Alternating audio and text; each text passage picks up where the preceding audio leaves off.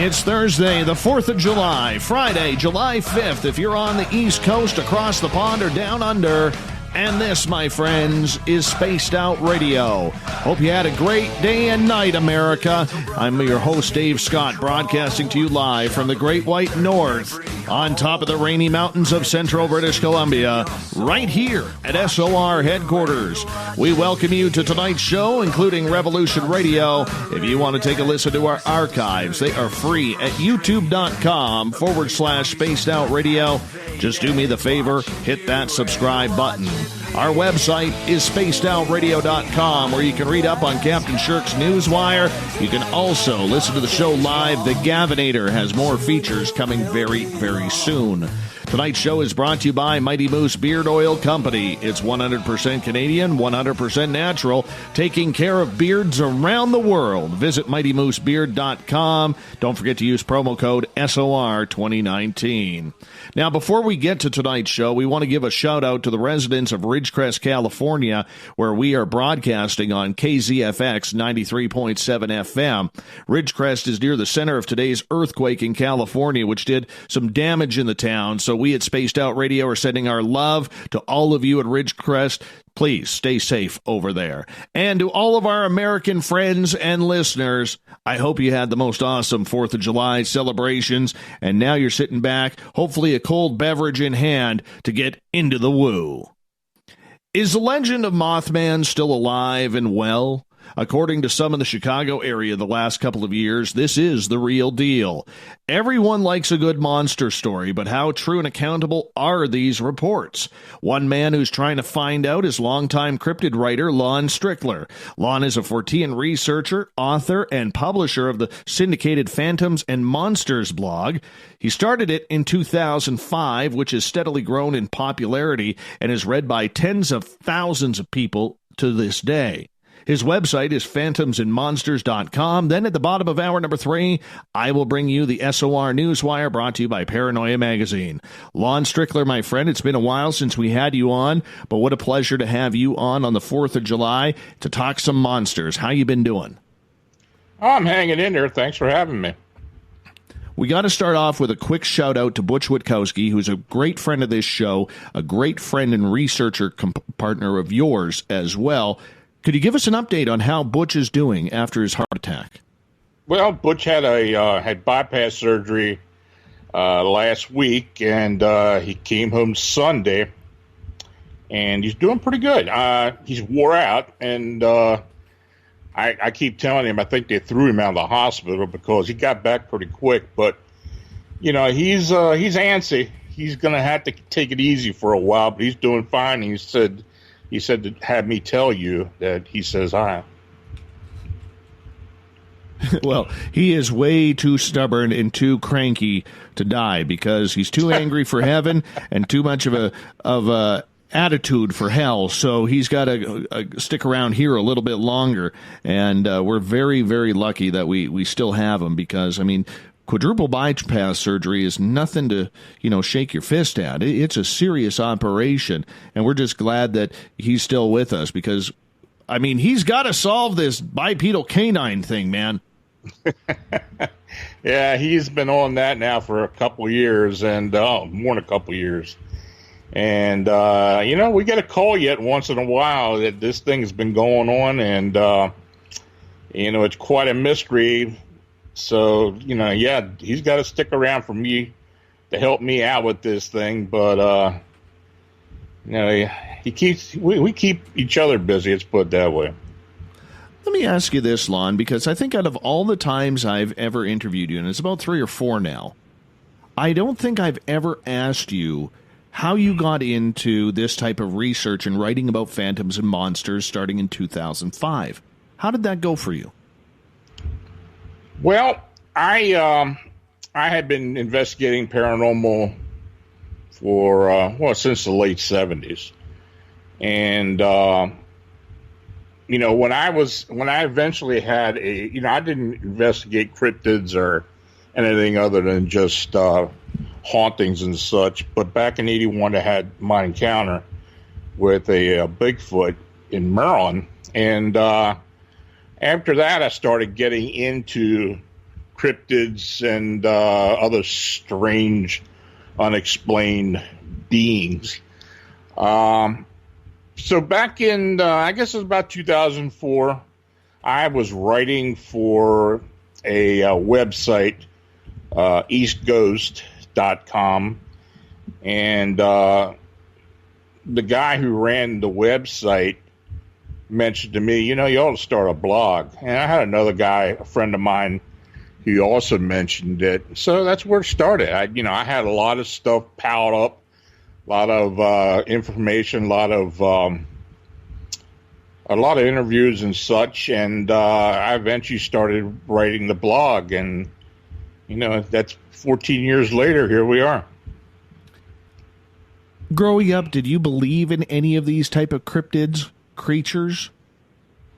I really didn't give it much thought. I was interested in, of course, like the Patty film and that kind of thing. And, cryptozoology was kind of in the back of my mind a bit, but, it's nothing I was really serious about.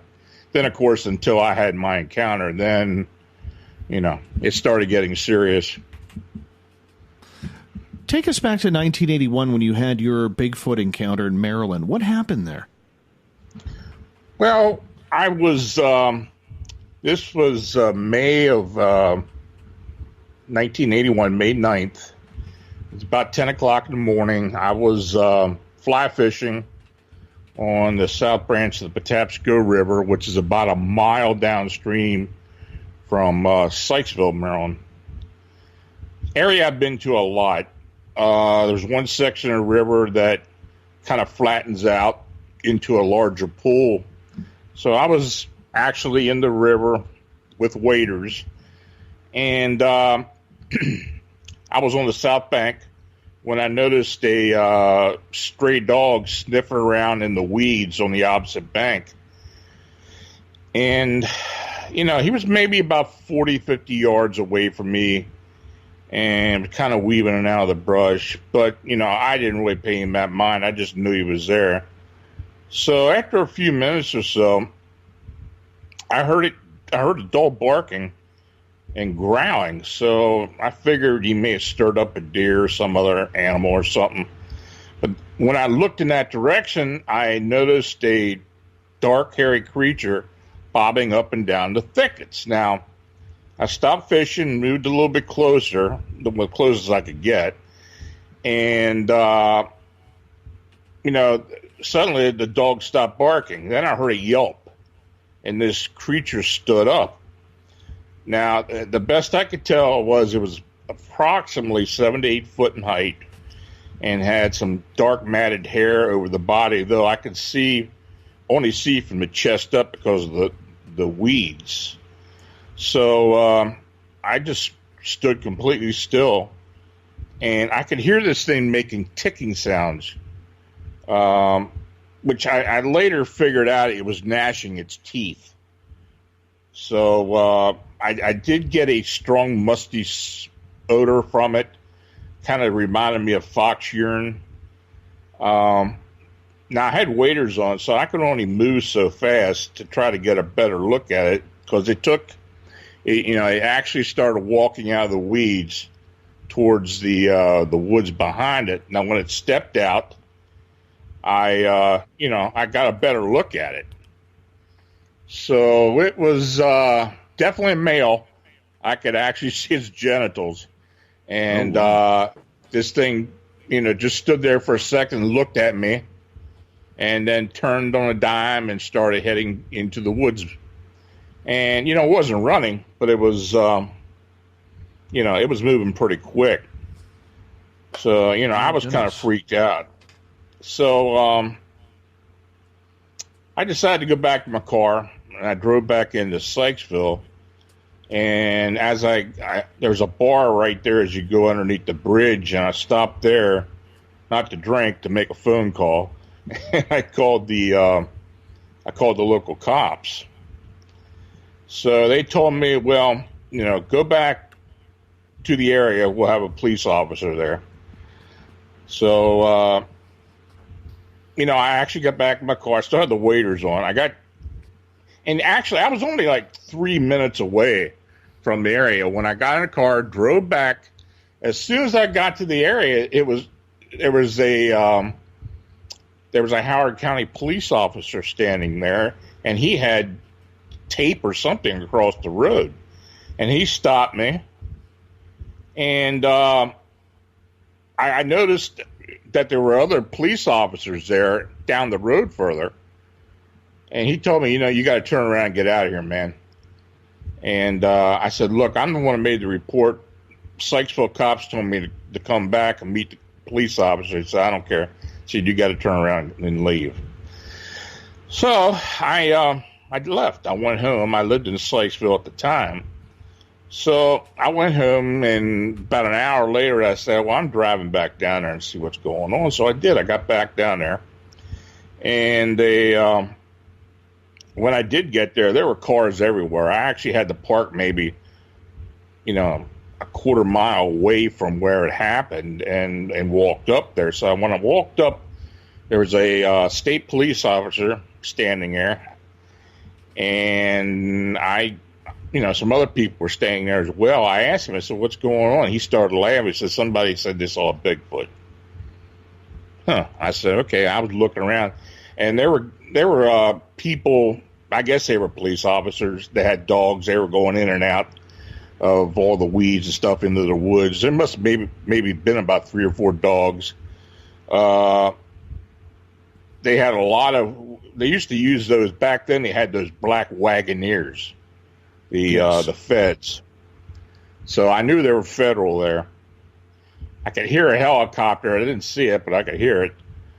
And there was a bunch of people there. And in fact, on the other side of the river, they had a large white tent set up. So they were dead serious, So I thought to myself, well, I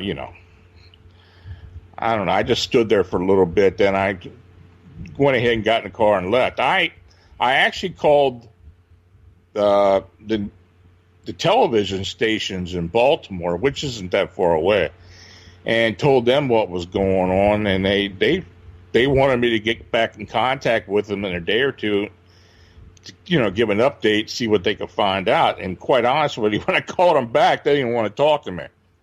They wanted nothing to do with it. So, this really sparked my interest after, this occurred. I started getting into the Sykesville monster story, which had occurred about 4 or 5 years before that. And there was several incidents where this thing had been seen along the river, actually bust into somebody's house at one point. And I was able to talk to several more witnesses to this. So, it was quite an incident, but, it's something I just really never forgot. And when I started doing the interviews and started realizing that, there's something going on out there. So that became a big part of my research. What would the feds want on a Bigfoot hunt, or the police cordoning off that entire area? That just doesn't make sense. Well, what's interesting is, for years I asked the same question. I even had a Sykesville police officer send me a email back in the mid-'90s, late '90s, when he heard about the story, and he verified everything.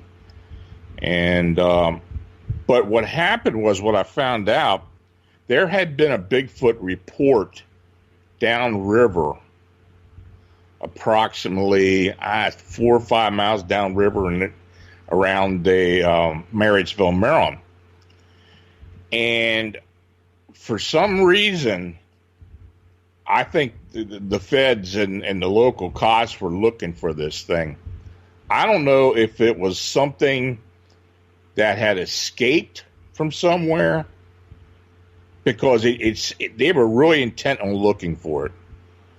So I believe, there's a backstory to it, though I just haven't been able to figure it out. Very interesting. Lon Strickler is our guest tonight on Spaced Out Radio. Lon, when you started asking questions, what was the reaction that you got from this? Did you go back to the police? Did you go back to the media? Or did you have to find alternative routes to find information on this? Well, nobody wanted to talk to me. Quite frankly, nobody wanted to talk to me. The television stations, they got sick of me. They didn't even want to talk to me either. I would try to go through a few channels locally with the police. They had no record of it. They didn't even have a record of me calling them. So it just seemed like it was, everything was conveniently eliminated as far as any type of record. And a couple of years ago, when my story came up on Monsters and Mysteries in America, several people who had also been involved was looking into it. They couldn't find any information either. So, there was actually no report that was in any of the official records. Now, I will say a few years later, after my Bigfoot encounter, I happened upon an older gentleman by the name of Phil who was fishing on Pawnee Run near Marriottsville. And, when I was actually walking back to my car, and I walked up to him, and we started talking about a few odds and ends, when he mentioned that skeletal remains of our large human have been found on the Pawnee Run South Bank, not far from where we were standing. Now, he said that another fisherman had come upon the bones while he wandered off the trail. And after the discovery, the man simply mentioned to a few other fishermen that there were bones in that direction as he gestured to the area. So Phil said that he and a companion walked over to the other side of the stream to take a look at the remains. She said that some of the bones were obviously missing, but there was a skull without a jawbone as well as a vertebrae, few ribs, and the long bones of the arms and legs. Now, he said there was no visible tissue, but there were a few small desiccated patches of reddish brown fur scattered about. Now, he told me that both he and the companion both muttered at the same time, "Where are the clothes?" Then Phil said, "This is too big to be a human." So, back in the 1980s, there were no cell phones. So Phil's companion walked over to the small store by the Patapsco River Bridge to call the police. Now, as they waited for the authorities, Phil took out a fish tape and measured the upper arm bone, the humerus, and he remembered that it measured 22 inches. Now, Phil's observation and conclusions were that it was something similar to a large ape or a gorilla. Now, he also mentioned that the skull looked very much human, but much larger. So he told me, he said, after the Baltimore County Police and State Police arrived on the scene, everyone was advised to leave the area. And in fact, Phil said that they placed crime tape across the road so no one could get within 300 yards of the location. Now, he said he and a few others hung around the general store by the railroad tracks so they could see what was coming and going from the scene. Now, there were unmarked helicopters bringing people on site, as well as several unmarked vehicles. These vehicles were similar to what I had seen after my encounter, according to his description. But there was never anything mentioned in the local news. So I don't know what they found. I don't know if they found an actual skeleton of a Bigfoot, but I had never heard anything beyond that. That area of the Patapsco State Park has had several Class A sightings over the years, and a lot of other sightings as well. So who knows? We got about 2.5 minutes before we got to go to break at the bottom of the hour. And I'm wondering, in regards to this area of Sasquatch, for people who aren't familiar with it, is it quite a mountainous, hilly area? Is it a lot of forest and streams? What's it like? It's a river valley. It's got a lot of different features on it. It extends from the headwaters around Mount Airy, Maryland, south to southeast, past through Baltimore County into down to an area called Elk Ridge, Maryland, where it empties into the Chesapeake Bay in Baltimore. So it's quite a long area, the state park itself, but all along the river, there have been a lot of different sightings.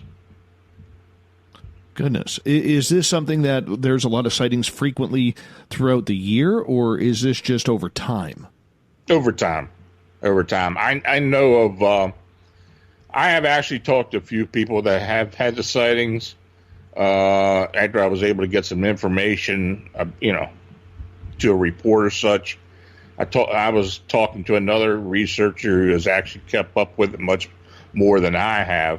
Now, I don't live in Maryland anymore, but I do still get reports. So, and people have sent me reports. I've gotten since I moved, I've gotten 2 fairly good reports in an area within 2 to 3 miles of where I had my encounter. So, people have had rocks thrown at them, have had tree knocking, a lot of large structures, wood structures from tree limbs, and trees themselves actually dot the landscape along the river occasionally. So, it does seem that there is still activity going on down there.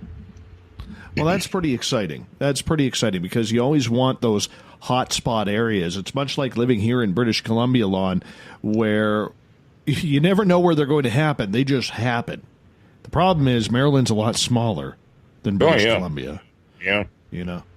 So on that note, Lon, I'm going to get you to hold on here because we are going to go to break here at the bottom of the hour. We're talking cryptids, phantoms, monsters. Legendary fortean researcher Lon Strickler is our guest tonight on Spaced Out Radio. We're going to get into some Mothman coming up after the break. This is where it's going to get a lot of fun. Are these Mothman tales in Chicago real or just folklore? And what is bringing this creature back into the American eyes? Happy 4th of July on the West Coast on Mountain Time for all of our American listeners.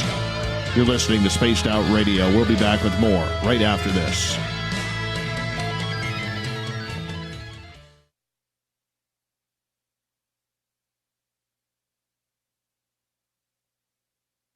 Hey, Spaced Out Radio listeners, it's Dave Scott. I want you to check out a great documentary I'm involved in called Beyond the Spectrum, Mosson's UFO Files. Directed by Darcy Weir, the film follows Jaime Mosson's journey for mainstream journalistic truth in ufology in Mexico. Beyond the Spectrum can be found on Amazon Prime. If you're a member, watch it free. It's worth the watch.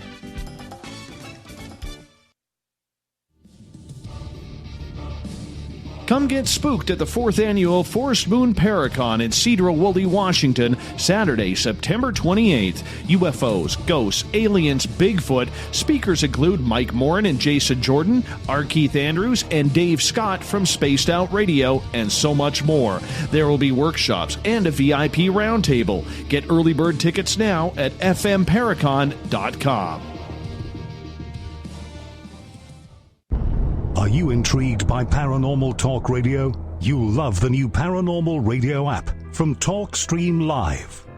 You'll find a great selection of talk shows covering UFOs, ghosts, strange phenomena, and much more. Download the Paranormal Radio app now and start listening to the very best in paranormal talk entertainment, including the network you're listening to right now, the Paranormal Radio app. Free in Google Play and the iOS App Store. Looking for the stories of the strange and weird that you will find hard to find anywhere else? Check out the SOR Newswire on our website. Our writers, led by Captain Shirk, are scouring the world for the oddest and most bizarre stories we can find.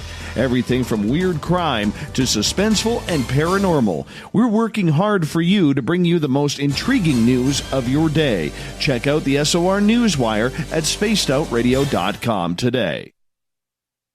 A timepiece is a reflection of who you are, and what better way to show off the real you than with an Escape watch? Escape is a lifestyle brand accessorizing your days and nights. Choose to escape and create the life of discovery that you deserve. Dream, play, unite with your own personalized Escape watch. Head to escapewatches.com.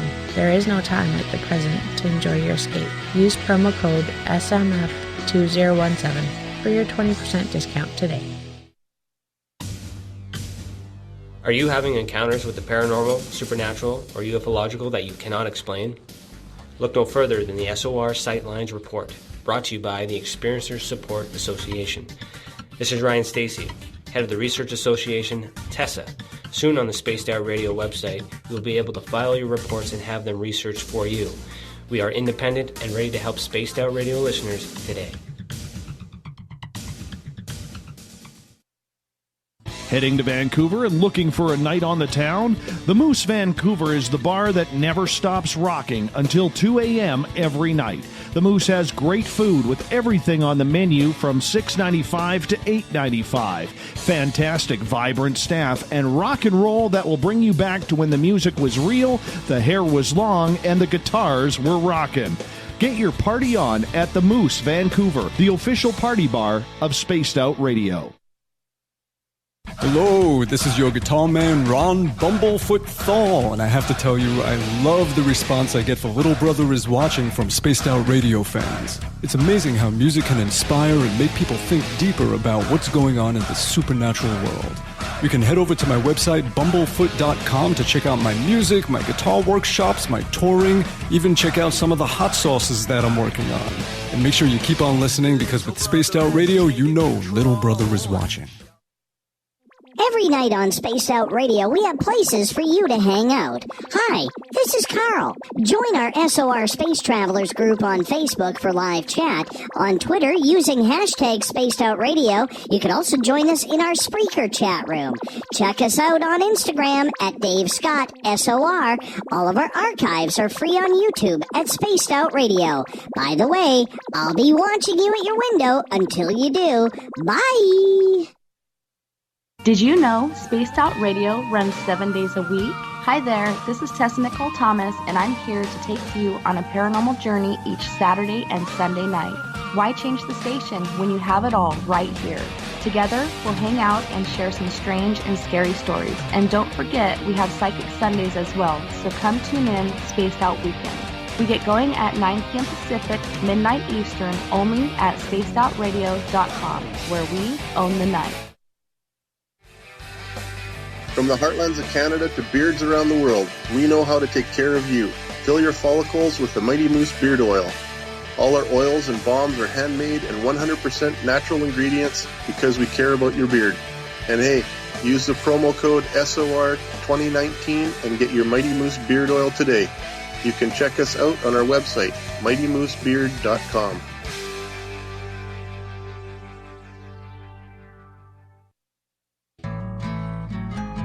Looking for a place to advertise at a very reasonable cost? Look no further than Spaced Out Radio. SpacedOutRadio.com has an advertising tab that you can click to check out our daily, weekly, and monthly packages to play on the radio, or our website including social media. From commercial spots to banners, we have it all. Check out our competitive pricing today. Coming soon to our website, spacedoutradio.com, is the SOR Space Travelers Club. For just $5 a month, you can get into a private area on our site where you can hang with other listeners in our chat room, post in our forum, and check out a bunch of exclusive content and store that won't be found anywhere else, including a nightly after-show party with Dave. It's going to be the best $5 a month you're going to spend. The SOR Space Travelers, only at spacedoutradio.com. Coming up this September 21st and 22nd, all UFO eyes will be focused on Toronto for the 4th Annual Alien Cosmic Expo. Come listen to some of the biggest names and experiencers in ufology. Travis Walton, Paul Hellyer, Richard Dolan, Paula Harris, Grant Cameron, Randy Kramer, and Spaced Out Radio's own Dave Scott. Tickets are on sale now at aliencosmicexpo.com.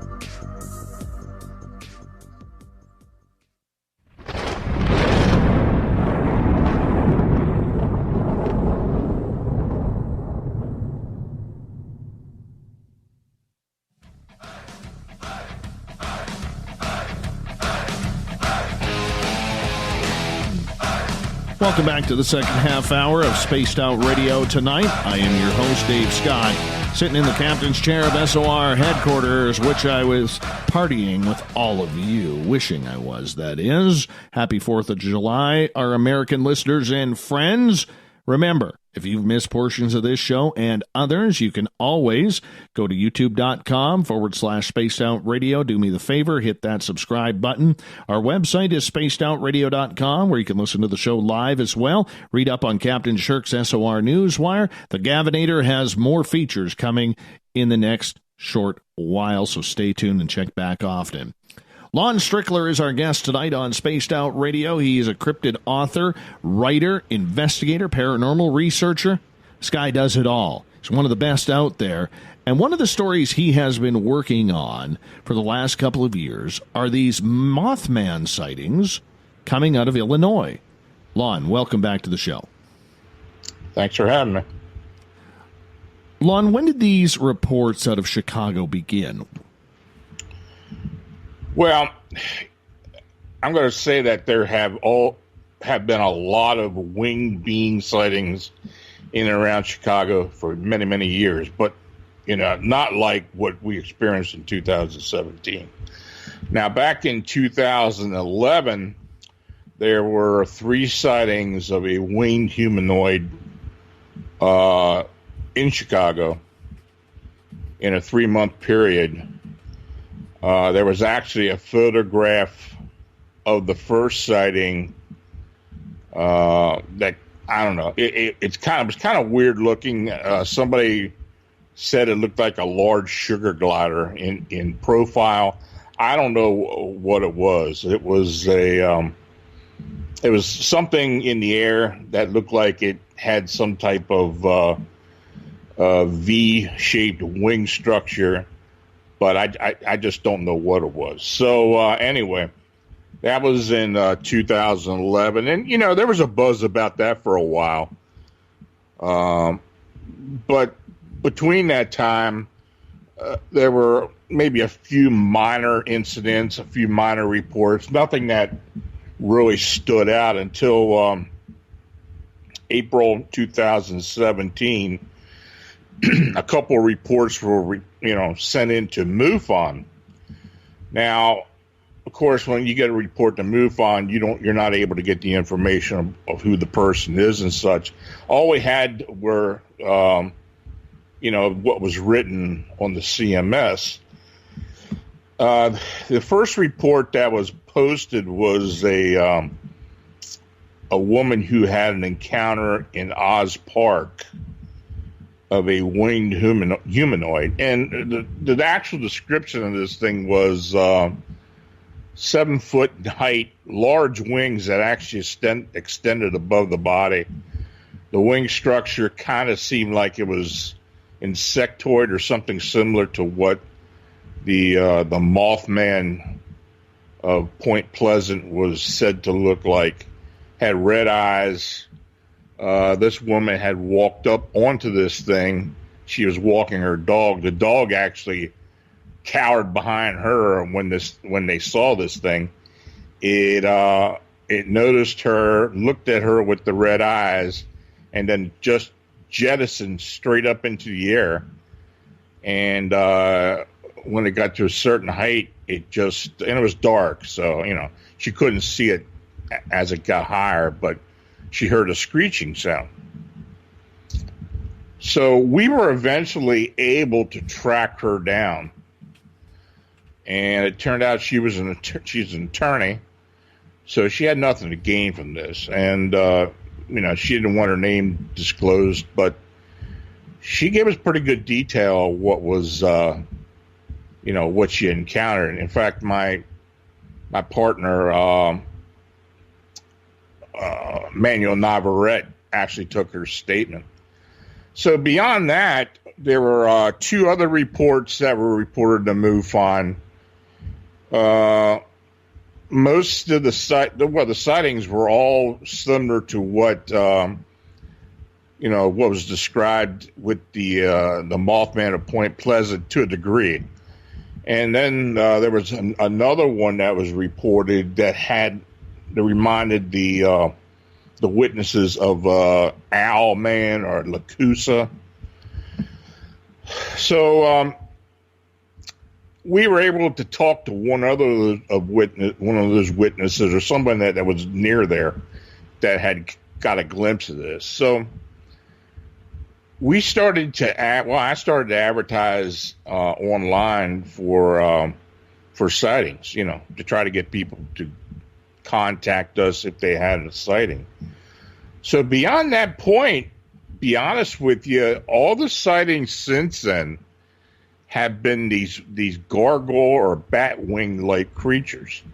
And I'd say the overall description is of a 6 to 7 foot, sometime a little smaller, thin being that kind of reminds of an emaciated human with a small head. Some have red eyes, some didn't, with wings that extended anywhere from 10 to 12 foot in span. Some were larger, and the wing structure was that of like a bat or a gargoyle, membrane wings. And the people who have witnessed this, they run the gamut. I mean, it seems like every neighborhood in Chicago was represented by a sighting. Now, there were some areas that had more than one sighting. In particular, the little village area had 8 sightings. We had police officers who had sightings. I had one witness who told me who had seen this thing on the Ohio Street beach. She saw it in the air. She actually worked for the city of Chicago. So she worked in City Hall, and she told me that, the city's aware of this, but they're just trying to keep it quiet. And quite frankly, we got no cooperation from the city of Chicago. Even, a couple of areas where we knew that there were security cameras, the security companies didn't want any part of it as well. So, this was something that we've had to basically do on our own. And as the sightings, as the year went by, since the end of 2017, we've gotten more sightings outside of Chicago. And I've been actually plotting sightings within 200 miles of Chicago. So at this point, we have 84 sightings, which I believe are real. I mean, of course, you get a few sightings that, are a little hard to believe, but we're up to 84, and that represents incidents anywhere from Milwaukee down into southern Wisconsin, North Illinois, down into as far south as central Indiana. So it's kind of spread out some, but we are occasionally still getting sightings. When I look at Chicago, I think of the UFO incident at O'Hare. Mm-hmm. And that one, I think, was so undercovered by the media, by the reports, everything, probably because it happened over the nation's most busiest airport. Mm-hmm. But nonetheless, I never thought of this as a cryptid-type area. But it does make sense, considering the location right on the Great Lakes and the fact that there's a lot of turmoil in the weather at times. there's a lot of vast space for anything to really disappear. Well, the Chicago area historically is had a lot of UFO sightings. And I think it has a lot to do with being right by the lake. You do get a lot of USO sightings, a lot of strange sightings over the lake. Of course, you've got the Lake Michigan Triangle area where there have been a lot of weird, unexplained UFO sightings. And of course, Chicago is well known for paranormal in general. So, as far as winged beings or winged cryptids, it is an area that had a high concentration of flying beings, thunderbirds, pterosaur-like beings, unexplained. Even the Indian local Native American tribes described a lot of large winged beings in their lore. So, it's not an area unknown for that type of activity. Does it have anything to do with any connection with the cryptids that we see in the Wisconsin area? Because there's the Dogman sightings, the Beast of Bray Road, and that entire area shifting over to the east where you get into Ohio and then into West Virginia, obviously where the Mothman prophecies took place, Pennsylvania as well. There seems to be a real corridor there from the central to the eastern part of the country where there's so much of this happening. What do you think it is with that area? Is it portals? Is it dimensions that are shifting? I don't know. It's the sightings to me seem like there may possibly be a multi-dimensional type of aspect to it. We actually had two sightings, one in Chicago and another one north of there, where the witnesses actually saw this being disappear just like it went through an invisible door. So, I've thought all along that since these sightings started that we've been dealing with at least three beings. And we haven't been able to pinpoint any nesting area or an area where it would stay at 24/7. It just didn't seem to be anywhere an indigenous type of creature would be at. So my thought has been that it's something that's kind of moving in and out of our reality. Lon Strickler is our guest tonight on Spaced Out Radio. We're talking Mothman right now. Is there a pattern in these sightings that you have covered? Pattern? Not really. The only thing I can say is that there does seem to be certain areas that there are more sightings. In Chicago itself, like I said, Little Village, the Lincoln Park area, along the lakefront, there's a lot of sightings. Northwest Indiana, there have been several sightings.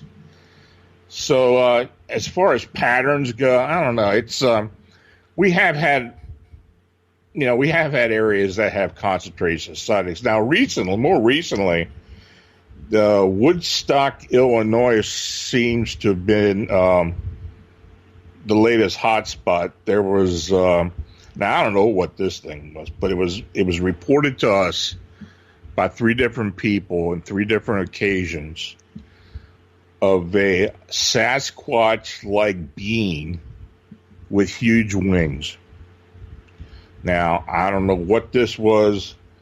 We were able to get some tracks in the snow. This occurred during the winter, this past winter. And the tracks themselves were kind of odd. They looked like they were 2 or 3 toed tracks that extended maybe, 16 to 18 inches in length, width about 6 inches. and very credible sightings as well. And very cooperative witnesses. And in fact, the local press had actually picked up on the story, and they started to mention it. But I don't think any of the sightings were influenced by what, was reported in the press. Now, I had no idea what this being was. All the other sightings that we had gotten was this this kind of thin-bodied, emaciated-looking humanoid with these wings. But this particular being, like they said, it kind of looked like a Bigfoot. And it was huge. It was hairy like a Bigfoot, but it had these large wings. Interesting. Very interesting. So the Mothman creature that these people are seeing, have they all seen the same creature, or are there some different definitions that have been pointed out? Yeah, there have been a few variations. Of course, earlier we had the Mothman like wings, or the like the owl wings, and of course it changed to the gargoyle bat-like wings. Some had red eyes, some didn't. Some of the at least two of the sightings that were reported to me by another researcher in the Milwaukee area had green eyes. We had one in southern Wisconsin that had eyes that were like a bluish color. So there have been subtle differences, but overall it just seems like it's the same thing. But I do believe again that we were dealing with at least three of these beings. Three of them. Mm-hmm. Where do you think they're coming from? I think they're interdimensional. I think they are somehow coming through a portal of some type in different areas, and because the sightings are fleeting sightings, they don't last more than a couple seconds. Then it just seems the thing totally disappears. And then there's no other sightings for that period of time. There's only been one sighting where we had two sightings where we had multiple sightings at different locations of the same thing. But beyond that, most of them have been like single sightings. And, this thing moves so fast for a lot of reasons. People keep asking me, well, how come, you didn't get a photograph or anything? Well, they're quick sightings. By the time they got their phone out, this thing was gone. It was most of them were at night. And, seeing, a winged humanoid with large bat-like wings has got to kind of stun you at first anyway. So I think the last thing you're thinking about is trying to get a photograph of it. And you know what? I think you hit the nail on the head there, Lon, is a lot of people out there will say, well, geez, if I were you, I would have brought my phone out and taken a photograph. Mm-hmm. People who've never been put in that situation, when you're within meters, I'll use a Canadian term there because I can, or feet or yards from this creature that is not supposed to exist. I remember when I was having my Bigfoot encounter with two of them. Mm-hmm. I was so in awe of what I was seeing. I didn't know if I should be scared or if I should be thankful. I didn't know anything. I just wanted to take in the moment because my brain was not comprehending what my eyes were seeing. Right. So I think it's foolish when someone says, "Oh, why didn't you take out your phone? Why didn't you grab that video?" It just doesn't happen that way, does it? No, it doesn't. I mean, and that's not just for these type of instances, anything, really. How many Bigfoot sightings do you get photographed? A few. They're not that good the quality is not that good for the most part. But you do have a few, very few. But, it's usually, an incident where it's just not fleeting. It's not, it's not 2 or 3 seconds. It's something that's there for a little longer, so you can get the phone out and probably try to take a photograph. But that isn't the case. What's been going on, with these with this being. Now, the people who are seeing this, as we got about 2.5 minutes before we go to break at the top of the hour, the people who are seeing this, Lon, how is their mental state coming into this? Are they depressed? Are they angry? Are they going through a tough time? Or are they just living a normal, everyday life that they wouldn't expect something like this to happen? These are just regular people. I mean, it goes all socioeconomic levels. People live in different parts of the city, part of the region. These are just people who saw something that they can't explain, and when they get home and start Googling man with wings or Mothman or whatever, and my name comes up, and then they contact me. So, I mean, and be honest with you, I think out of all the sightings, I only had a handful of witnesses who even knew of the previous sightings that had been going on in the area. They were absolutely stunned when I told them that, well, you're not the only one who's seen this thing. Incredible. Now, has the sightings moved out of Illinois and into anywhere else in the U.S.? We've had a few sightings in northern Ohio. We had 3 sightings of consequence in Pasco County, Florida. And, occasionally I'll get a sighting here in Pennsylvania and a couple down in Texas. So, it's something that's just not concentrated in the upper Midwest. I mean, these winged humanoid sightings are, even up into Canada. We've gotten a lot of sightings up in Ontario. So, yeah, I mean, it's actually going on everywhere. Well, of course, those Ontarians, I mean, you can never trust them because the majority of them like the Toronto Maple Leafs, and the rest of Canada is stuck being force-fed one hockey team. So we get sick of it. And I know my Toronto Maple Leafs fans, especially Canadian Joe on Twitter at #SpacedOutRadio. Now, I'm going to get Maple Leafs memes all over the place. Oh, I shouldn't have brought that up. Should not have brought that up. Lon, I'm going to get you to get comfy here because we're about to go to break here at the top of the hour. Lon Strickler is our guest tonight. Cryptid researcher, cryptid author, phantomsandmonsters.com is his website. Make sure you check that on out. He's one of the best.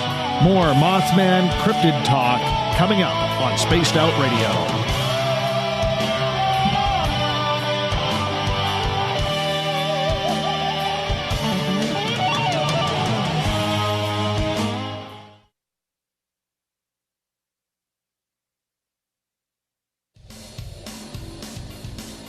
We all know on Spaced Out Radio we love a good beard and mustache, so why not take care of your facial hair with Mighty Moose Beard Oil? Made in Canada, we're taking care of beards and stashes around the world. We use 100% natural ingredients with our oils and balms to make your whiskers feel silky smooth. Use promo code SOR2019 at MightyMooseBeard.com today.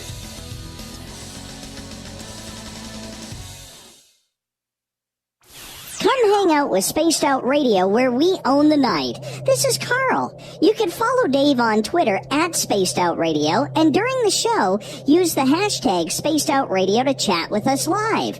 On Instagram, at Dave Scott SOR. On Facebook, give our page a like, Spaced Out Radio Show. SOR archives are free on YouTube at Spaced Out Radio. Come join us, or I will come join you. See you at your window. Get your horns up with me on Spaced Out Radio. This is Ron Bumblefoot Thal. Come tune in to SOR where you can hear me rock out with Little Brother is Watching, the official theme song of Spaced Out Radio. And then come on over to bumblefoot.com where you can find out about my tour schedule, my music, and everything else. Bumblefoot.com keeps you up to date on what I'm doing and the best way to stay in touch with my music and music camps. Sign up for my newsletter at bumblefoot.com and remember, Little Brother is Watching. Canada's largest UFO conference is ready to roll in Toronto this September 21st and 22nd at the Alien Cosmic Expo. This year is about the experience. Listen to the stories of Dave Scott, Travis Walton, Paula Harris, Grant Cameron, Ryan Stacey, Richard Dolan, Leslie Mitchell-Clark, and more. Get your tickets now at aliencosmicexpo.com.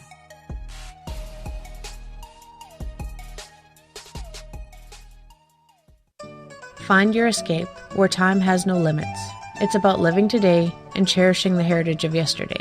A spirit of adventure for what is new, with the nostalgia of the past. Your timepiece is a reflection of who you are. Life surrounded by beauty from the world around us to the soul within. EscapeWatches.com. There is no time like the present to enjoy your escape. Use promo code SMF2017 for your 20% discount today. Hey fans, it's Dave Scott. Do I have something for you to check out? A great documentary about legendary Mexican investigative journalist Jaime Maussan and his search for the truth about UFOs. Beyond the Spectrum, Maussan's UFO files can be found on Amazon Prime. It's free to watch if you're a member. You might even hear me in it. So check out Beyond the Spectrum, only on Amazon Prime. The Call of the Wild is in Vancouver. The Moose Vancouver is one of the hottest bars and restaurants in the city. Open until 2 a.m. nightly, the Moose will rock you like a hurricane all night long. Great food with everything on the menu at $6.95 near the corner of Nelson and Granville. Get your horns up and come rock with us. The Moose Vancouver, the official rocking bar of Spaced Out Radio. Visit purpleplates.com today. For over 40 years, the Purple Energy Plates have been delivering amazing results for their many customers. Inspired by the great genius Nikola Tesla, the harmony, healing, and energetic effects of the plates have proven over and over to be beneficial and often miraculous to thousands of customers. Check their site for daily specials and choose from their many energy products. You won't be sorry. Visit them today at purpleplates.com. Are you having encounters with the paranormal, supernatural, or ufological that you cannot explain? Look no further than the SOR Sightlines Report, brought to you by the Experiencers Support Association. This is Ryan Stacey, head of the Research Association, TESA. Soon on the Spaced Out Radio website, you'll be able to file your reports and have them researched for you. We are independent and ready to help Spaced Out Radio listeners today.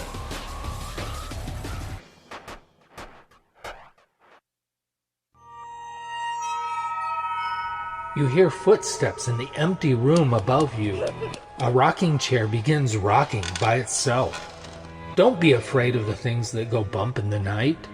Reach for Spirit Storybox, the iPhone app the Huffington Post UK called the only ghost hunting app you will ever need. Spirit Storybox. The spirits are telling their stories. Are you listening? At spacedoutradio.com, we have a little bit of everything for you to stay up late. So while you're there, check out our SOR Newswire, where our team brings you stories of the weird and strange to the WTF from around the globe. News on Bigfoot, UFOs, paranormal, Darwinian-type crime tales. It's the stories that the mainstream media usually won't touch. Well, we got them all on the SOR Newswire, only at spacedoutradio.com. Looking for a place to advertise at a very reasonable cost? Look no further than Spaced Out Radio. SpacedOutRadio.com has an advertising tab that you can click to check out our daily, weekly, and monthly packages to play on the radio, or our website including social media. From commercial spots to banners, we have it all. Check out our competitive pricing today.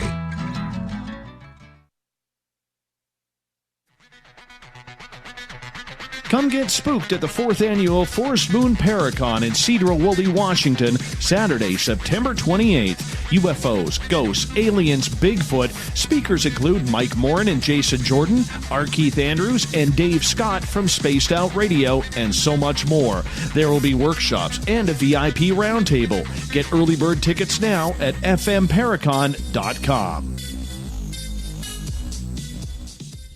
We are getting ready to relaunch the SOR Space Travelers Club at spacedoutradio.com. For $5 a month, you can join us for a plethora of features found nowhere else. Hang out in a private chat room during the show and after party.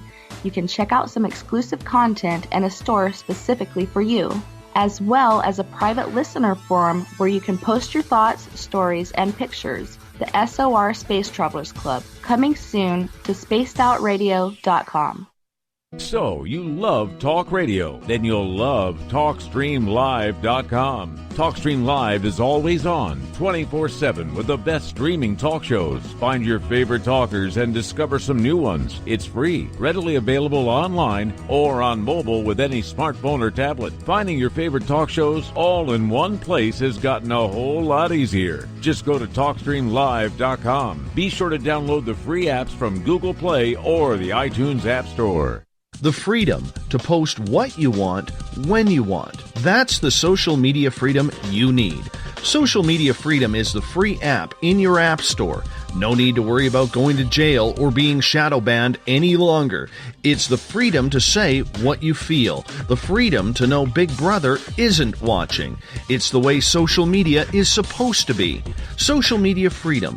It's time to set yourself free. Download from your app store today. You're listening to Spaced Out Radio with Dave Scott. Follow Dave on Twitter at Spaced Out Radio and on Facebook, Spaced Out Radio Show. Welcome back to hour number 2 of Spaced Out Radio tonight. I am your host, Dave Scott. Thank you so much for being with us. Tomorrow night on the show, we turn the woo up to 10 plus as R. Keith Andrews is back with the ET Connection. I know Derek on Twitter will absolutely love that. We get going at 9:06 Pacific, 12:06 a.m. Eastern at spacedoutradio.com. Hi to everyone listening in on our terrestrial affiliates, especially those on KZFX 93.7 FM in Ridgecrest, California.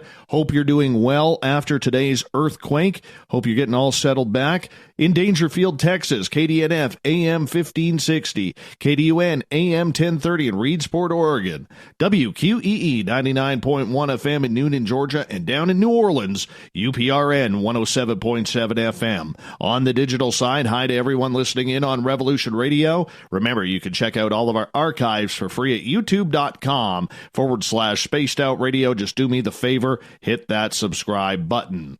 The Desert Clam has set the password for tonight in the SOR Space Travelers Club, Thanatomania. Thanatomania is your password. Make sure you use it wisely, Space Travelers, as the Clam sets a password each and every night right here on Spaced Out Radio. Our website is spacedoutradio.com, where you can go there, read up on the SOR Newswire provided by Captain Shirk, our news director. You can listen to the show live. The Gavinator will have some more features coming very, very soon. Tonight we talk with the legend of phantoms and monsters, Lon Strickler. He is an author, researcher, paranormal investigator, has a high-quality beard as well, and you know we like that around here. Lon, welcome back to the show. Thanks, Dave. Got a question from our chat room right off the bat from Nicholas in the SOR Space Travelers. He is asking, are there any animals that are native to the area that could perhaps be mistaken for Mothman, large birds or such? Yeah, there have been a lot of suggestions that, people may have been seeing sandhill cranes. They do migrate through the area. But honestly, they're just not big enough. Their profile is much different than what people have been reporting. There may have been a few mistaken sightings that, where we believe that that's what they may have seen or something else. But Overall, no, I don't think there's anything else. Like I said before, the area itself has had a lot of weird sightings of winged beings for many, many years, and the pterosaurs, the thunderbirds, and such. So, but as far as indigenous species or species that pass through the area, I would think the sandhill crane would be the only one, but it's just not even close. We have them here. I'd never seen them before. And I remember we were out looking for Sasquatch on one of the trails, and literally there were two of them standing there. I couldn't believe that they were like 5.5, 6 feet tall. I'd never seen a bird that big before. Yeah, they're pretty good size, but like I said, the profile is much different. Of course, you got the head with the beak and the long neck, and the wings itself are well feathered, so they don't look like a bat's wing. So I don't think there's much misidentification there. So with this Mothman creature, how does it tie back to what we learned of way back in the day, going back 50 years at Point Pleasant, West Virginia? Actually, there's not really much connection, other than people are seeing something with wings that they can't explain what it is. This thing got dubbed the Chicago Mothman. I didn't dub it that. I mean, I was calling it Chicago Phantom. But, of course, it got popular, so people could identify this thing as, something different, and the Mothman moniker kind of stuck with it. But as far as what was going on in Point Pleasant, no, there really isn't that much connection. No, not at all. That surprises me. So do you think we're talking about two different creatures? Probably. Yeah, probably. The Mothman at Point Pleasant, the descriptions were basically that of like a moth. I mean, it had that profile of a moth. Of course, it was humanoid. It had legs.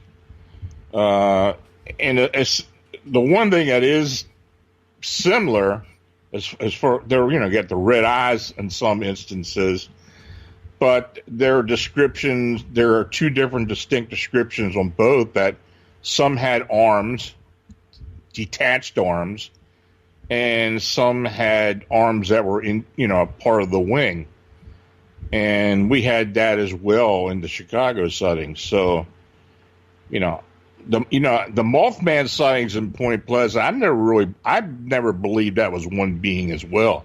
I believe there were several beings involved there. Do you think that this current set of Mothman sightings do bring some sort of harbinger of danger with them? Because we eventually saw, a lot of people will say, the West Virginia sightings in the 60s ended up with the collapse of the Silver Bridge, killing, I believe, 30 to 40 people. Now, we haven't seen anything like that with this current round of sightings. So that's what I'm wondering is, are people that you've talked to scared about what may happen in their lives now? During July and August of 2017, when, this started building, I was getting between 20 to 25 calls every day from people who were scared of this, what may happen in Chicago. These were residents of Chicago who were trying to get an explanation as to what this was. Most people were familiar with the Silver Bridge collapse in Point Pleasant around the time this being was sighted there during 66 and 67. Now, I personally don't believe in this harbinger of doom thing. I think for the most part that it was kind of used as an excuse for what happened with the bridge collapse in Point Pleasant. You got a small town where 46 people are killed around the holidays because a bridge collapses. So the first thing they're trying to find an excuse as to what happened. I think it's pretty well documented that the bridge itself had some structural issues. And,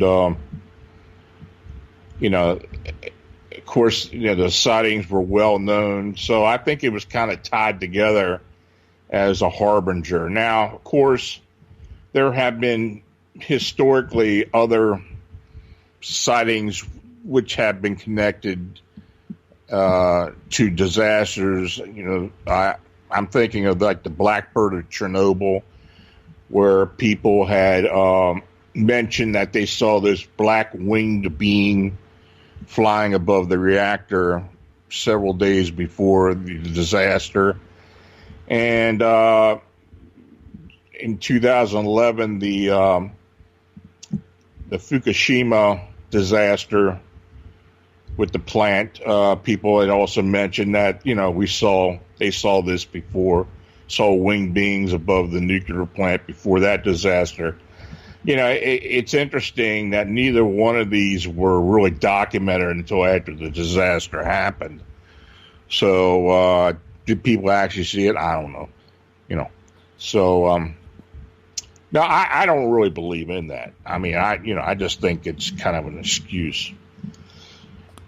Renee is asking in the chat room, Lon, what are your thoughts on Mothman? Do you think it is a cryptid? Do you think it's man-made? Do you think it's interdimensional? What are your thoughts? I think it's a flesh and blood being. I've always thought, going back to what happened in Point Pleasant, that it's a summoned being. In other words, there's a strong spiritual entity of some type that summoned this thing. I think the Mothman of Point Pleasant was a type of sentry or sentinel because of the area and its Native American connection. You know, I've talked to several people, excuse me, who have had weird and strange, unexplained voices around the TNT plant or the West Virginia Ordnance facility when they're doing like EVPs and such, or they have a strange experience there.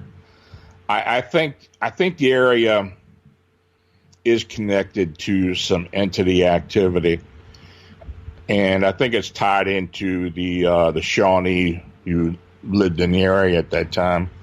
So as far as what's going on in Chicago and the Chicagoland area, I think it is an interdimensional being. I do believe it's flesh and blood, but is it being summoned? That I don't know. I mean, you know, the group who has worked with me ever since we started investigating this, everybody seems to have their own opinion. So, but mine is, I think it's an interdimensional being of some type. What gives you that thought? Because when it comes to cryptids, there's always a lot of talk about if there is something interdimensional or not with these creatures. Bigfoot, we hear a lot about that as well for people who have, watched footprints going in the snow and all of a sudden they just stop. And there's no exit point or something along those lines. So what makes you believe personally that it is potentially an interdimensional species? Because the sightings are so quick and they just seem to disappear. We had several sightings down along the waterfront where this thing would just show up all of a sudden and just suddenly disappear. Like I said before, I had 2 sightings from witnesses who saw this thing just vanish like it went through, an invisible doorway. I think since, there's no indigenous sightings of anything similar to what it could be. I mean, I think I don't think it stays in the area. I think it moves off. and for whatever reason, it comes in and out. So I think it's something you have to consider. You mentioned about other cryptids, Bigfoot, and these upright canines and such. I think it's the same story. We've had people tell us that these things would just suddenly appear, and then maybe tracking something and it just disappear. I hear that all the time. So there's something supernatural about it overall. When you look at the whole supernatural aspect, whether it's Mothman, whether it's Bigfoot, Dogman, or whomever, do you think that because they have that innate ability to appear and disappear, that may be the reason why we get a lot of blurry photos or blurry video of these types of creatures? I think there's a connection. I think there's something about, the Bigfoot or the Dogman upright canine to where, it can affect people or possibly affect equipment, photographic equipment, digital equipment. There a lot of people that have encounters, even with this, the winged beings in Chicago. A lot of people have had physical reaction to it, mental reaction to it. So, I think there is something to that. And can it affect photographic equipment? Absolutely. I believe that's true. I like Jason's question in the Spreaker chat room here. He says, wonder if the federal government was doing a project, Montauk-type project, around Point Pleasant, giving all the MIB sightings, or Men in Black sightings, as well. With this new crop of Mothman, I'm going to add to this now, with this new crop of Mothman sightings, is there an increase of government officials, Men in Black, around those areas? We've looked into that. Even the UFO activity we've been looking into. In 2017, the overall UFO activity in the Chicago area kind of decreased, actually, as compared to other years. MIB, I don't know of any of the sightings that would even correspond to that. We haven't received any of that. The only thing that may involve some type of outside or possible government involvement is the collider at Fermi Labs in Cook County.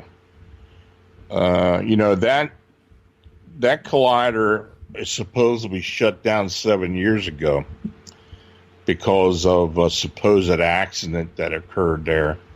And now this collider has been there for over 40 years. It's the first collider built in the United States. It may be one of the first ever built.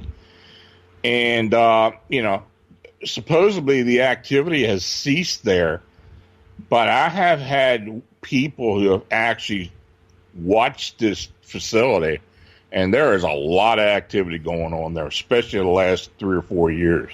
So is this involved? Is there some type of involvement with that? It's something we're watching. We have about 4.5 minutes before we got to go to break at the bottom of the hour. Lon Strickler is our guest tonight on Spaced Out Radio, talking Mothman right now. We got a question coming from Gail in the SOR Space Travelers Club. She is asking, if either of you, which is you or me, saw a cryptid disappear through an invisible door, would you try to follow it? I know what my answer is. It's hell yes. How about yours, Lon? I guess it depends on the situation. If I thought there was any way I could do it, yeah, I'd try probably. But I don't know. I guess I can't really answer that unless, I know what's going to happen. Or what is going on at the time. Do you think you've been close to finding one of these?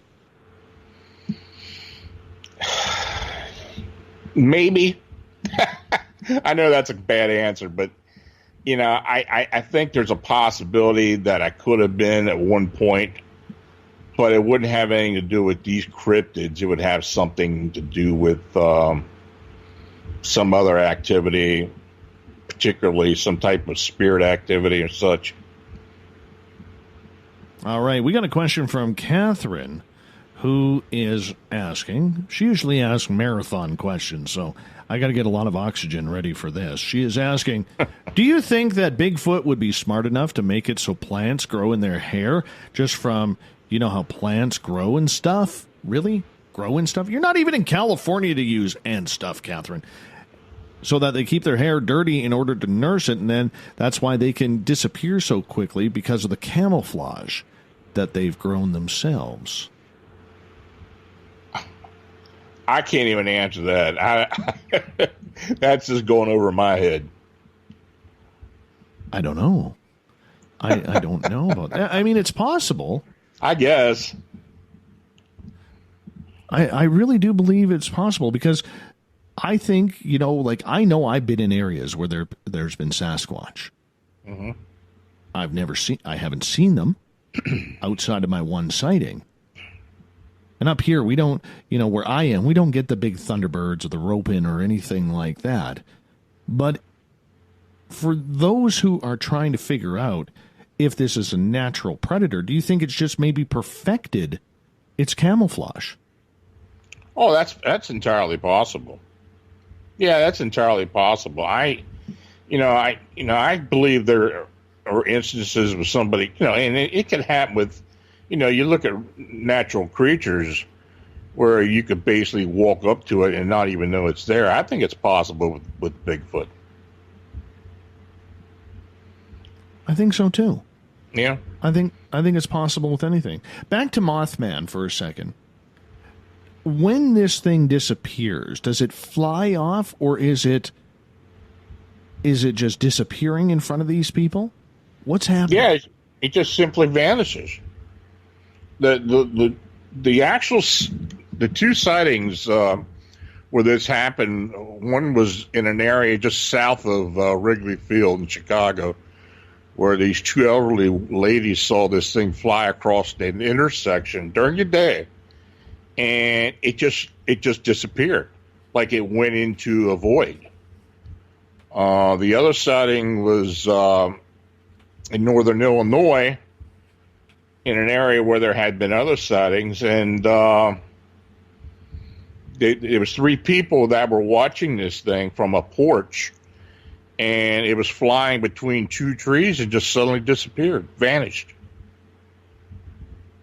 Wow. That's intense. That's intense. Lon, I'm going to get you to sit still here as we are going to go to break at the bottom of the hour. Lon Strickler is our guest tonight on Spaced Out Radio. PhantomsandMonsters.com is his website. He's a great author. He's a great friend of Butch Witkowski, whom I know all of you love out there. And he's a great paranormal investigator as well. Don't forget, fantastic beard on Mr. Strickler. And you know we like a good beard around here. More Spaced Out Radio right after this.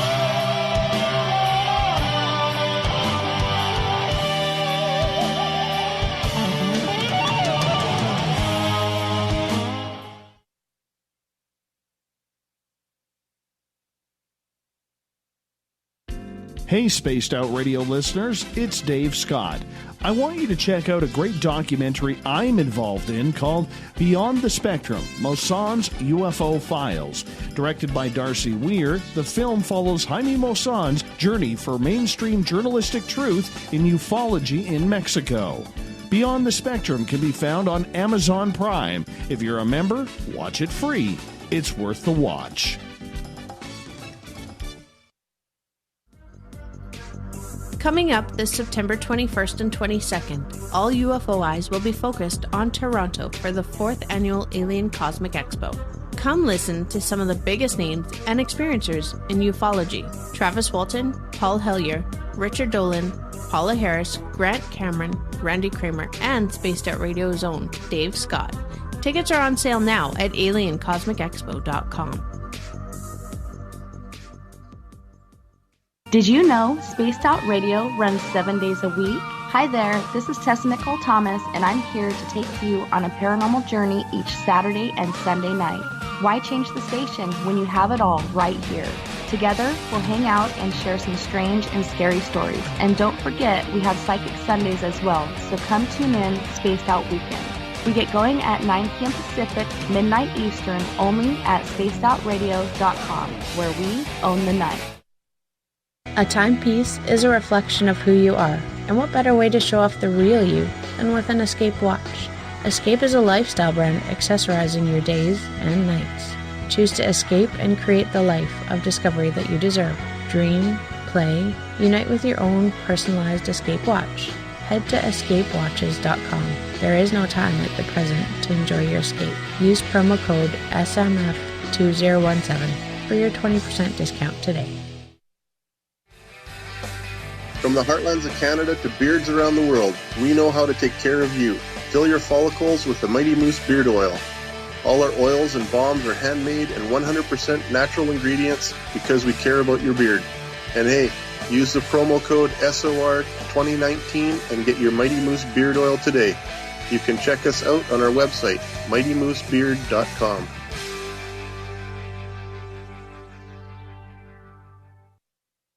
Heading to Vancouver and looking for a night on the town? The Moose Vancouver is the bar that never stops rocking until 2 a.m. every night. The Moose has great food with everything on the menu from $6.95 to $8.95. Fantastic, vibrant staff and rock and roll that will bring you back to when the music was real, the hair was long, and the guitars were rocking.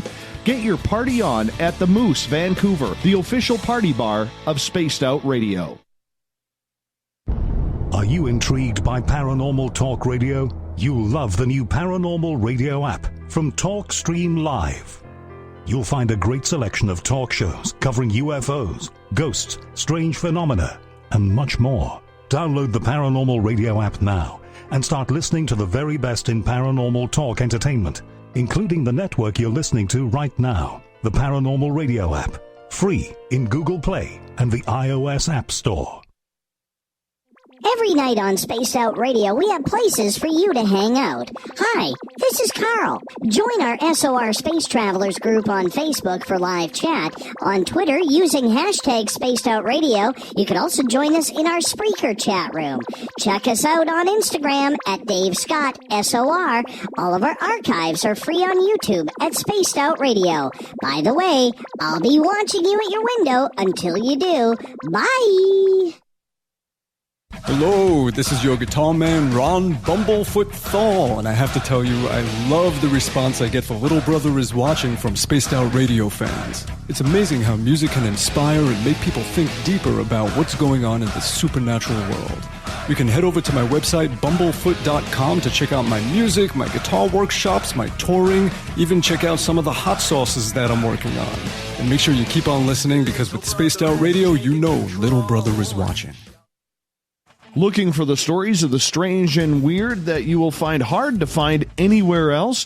Check out the SOR Newswire on our website. Our writers, led by Captain Shirk, are scouring the world for the oddest and most bizarre stories we can find.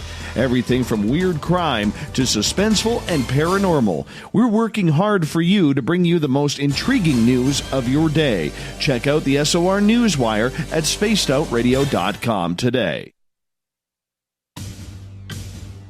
Are you having encounters with the paranormal, supernatural, or ufological that you cannot explain? Look no further than the SOR Sightlines Report, brought to you by the Experiencers Support Association. This is Ryan Stacy, head of the Research Association, TESSA. Soon on the Spaced Out Radio website, you'll be able to file your reports and have them researched for you. We are independent and ready to help Spaced Out Radio listeners today.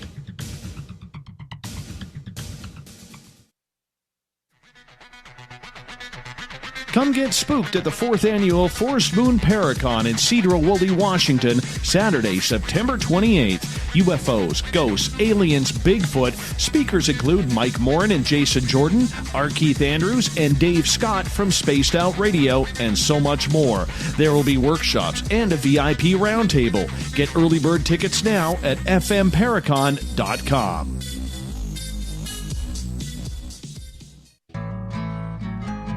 Looking for a place to advertise at a very reasonable cost? Look no further than Spaced Out Radio. SpacedOutRadio.com has an advertising tab that you can click to check out our daily, weekly, and monthly packages to play on the radio, or our website including social media. From commercial spots to banners, we have it all. Check out our competitive pricing today.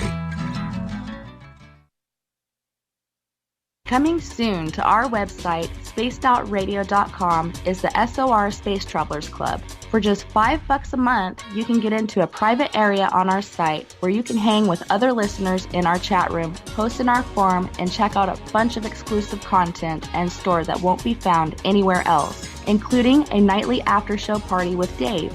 It's going to be the best $5 a month you're going to spend. The SOR Space Travelers, only at spacedoutradio.com.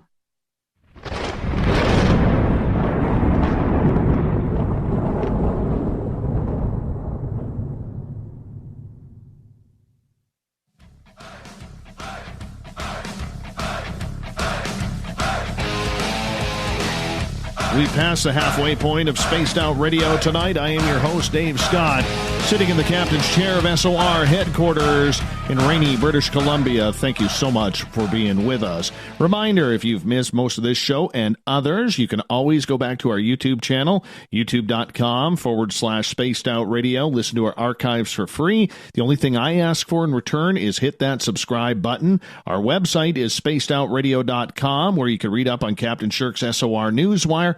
Listen to the show live. The Gavinator will have more features coming very, very soon, so check in often.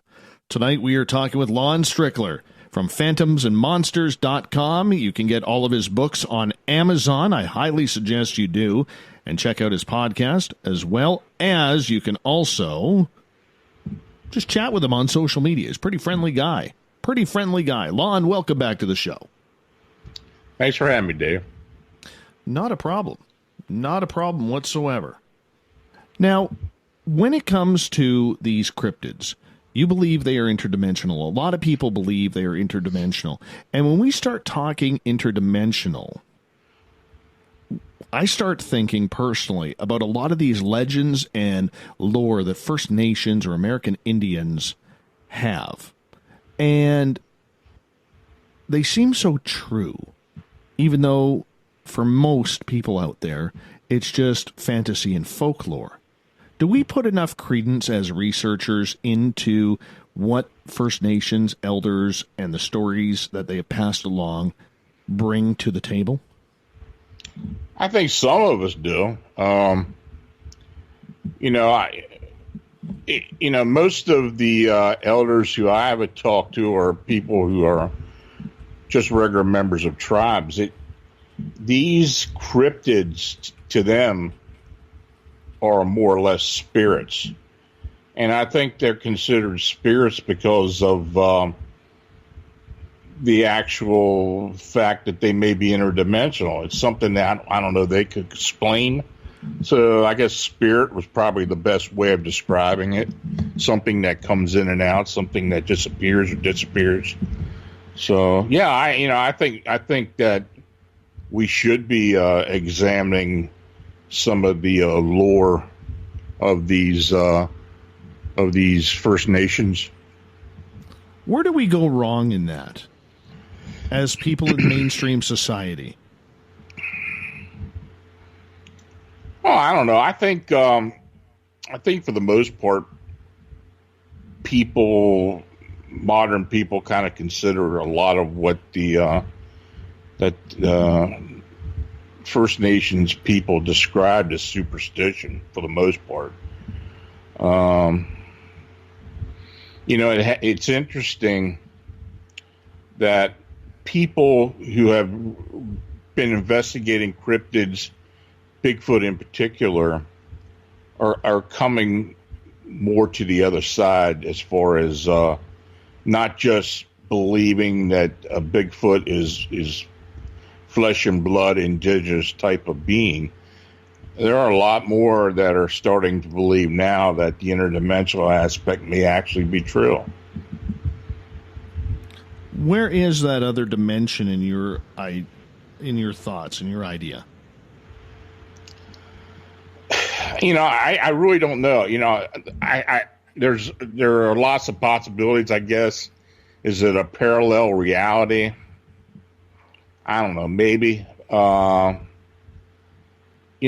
think the same can be applied to non-terrestrial beings, aliens, such. I think it kind of works in the same way that they travel. I don't think. I think most of the alien sightings, most of the non-terrestrial sightings are through portals of some type, wormholes, even UFOs. I think a lot of those travel by wormholes. I just don't think it's all intergalactical. Right. I think it's. I think a lot of it is done through some type of dimension, through some type of connection through a dimension. All right, I'm going to ask this question from Renee because she wants to know every guest's opinion on this. Devil's Tower, are you on Team Rock or Team Stump? I'll say Rock. Oh, come on, Lon. Out of anybody that I expected to go with the Stump, it's you. 10-mile high tree, my friend. 10-mile high tree.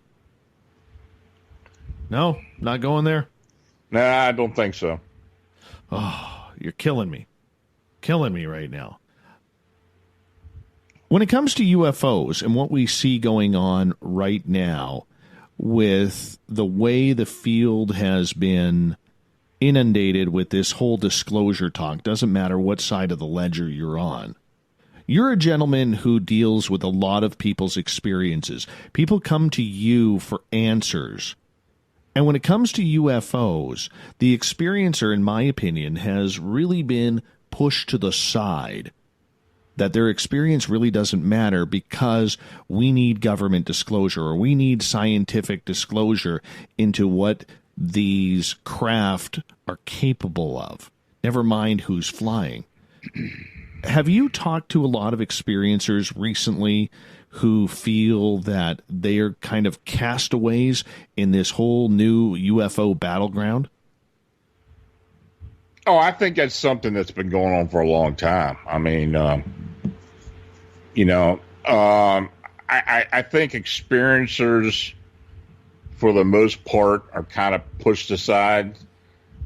I've always thought that they are the truth tellers. They're the ones that are actually giving us the real evidence of what is going on, though it may be anecdotal. I think they are the truth tellers. I think they are, for whatever reason, experiencing reality. They're, there are a lot of TV shows out there that are, from what I said to you before, that seem to be spoon feeding a lot of this evidence to us recently, in particular. But it's something that I think has been going on for a long time. So with that, do you think the state of ufology has changed for the better or the worse right now?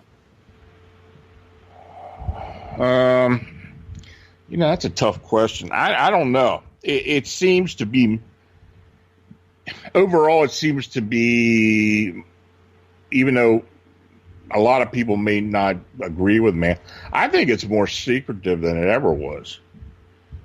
There's less sharing of information.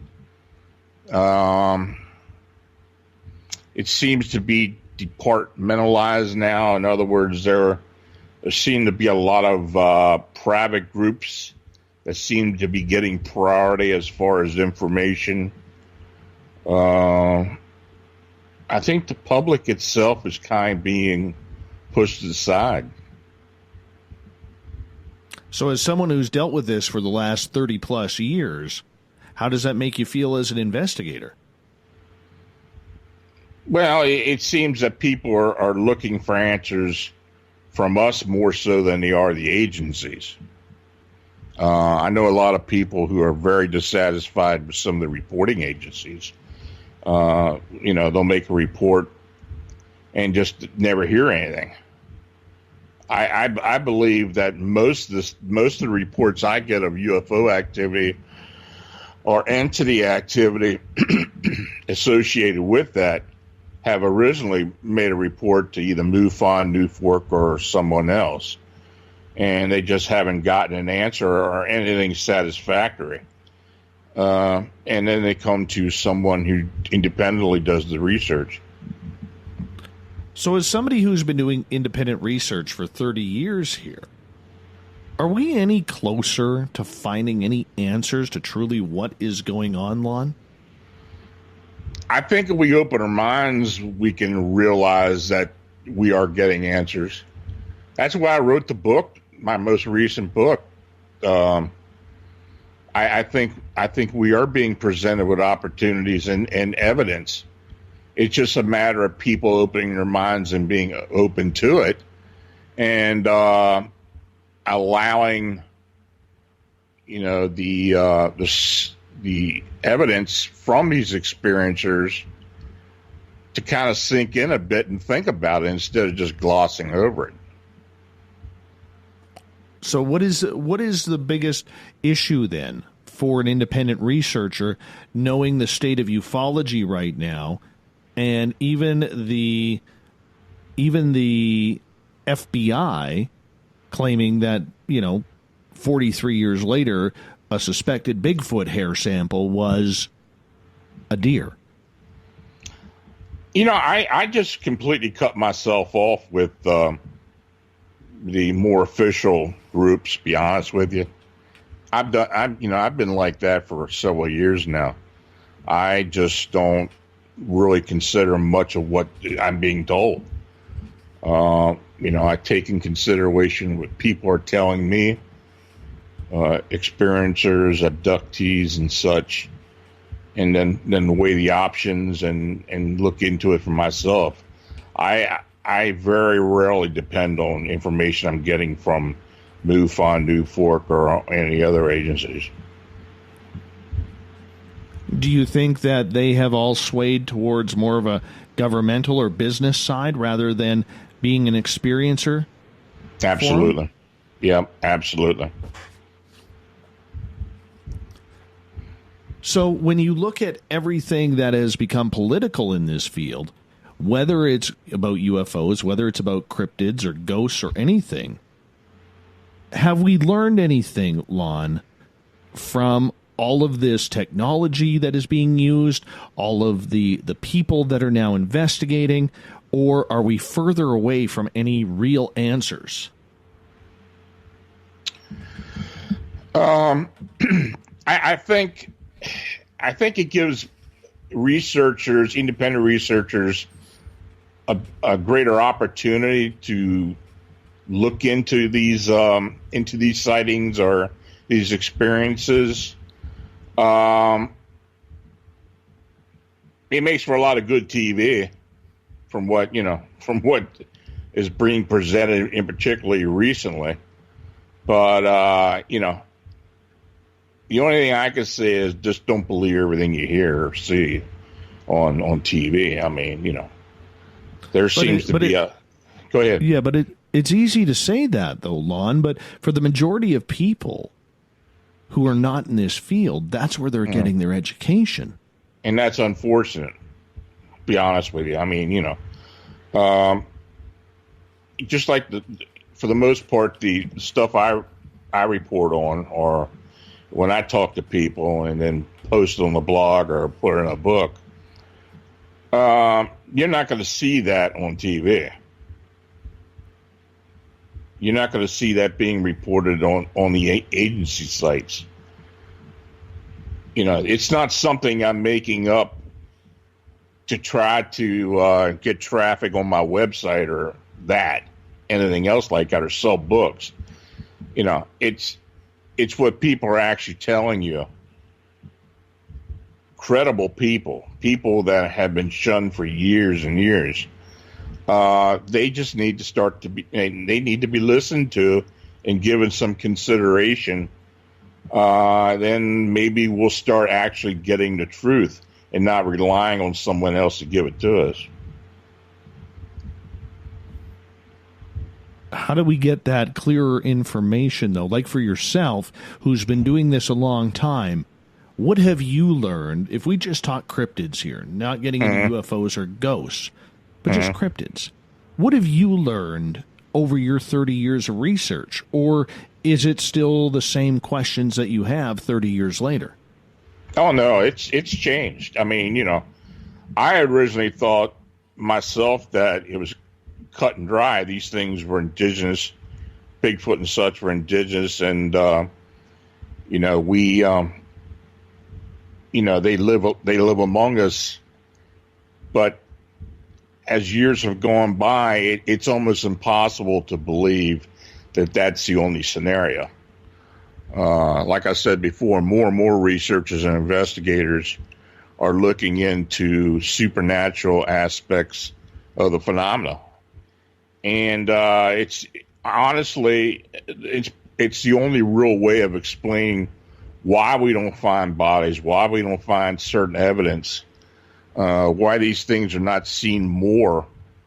I'm not discounting that there are some natural, in particular Bigfoot, indigenous groups of these things. I think there are, actually. In your neck of the woods in particular, some areas of South Florida and a few other areas, these creatures may be indigenous, but I think overall that's just too hard to believe. We got about 5 minutes to go before we go to break at the bottom of the hour. We got a question from Catherine coming in again. She says, like, we get back to Bigfoot here for a second. Catherine's asking, what if Bigfoots lived in a pocket universe, a universe inside our own universe that only they have access to? Is that a possibility? Yeah, that is a possibility. I think there is a great possibility that certain dimensions are linear, where they can actually be accessed from our Earth plane instantly into another dimension. I think that's a very big possibility. They may be here among us in that other dimension, and we just don't see them. You think animals detect it, like cats and dogs? I think some do.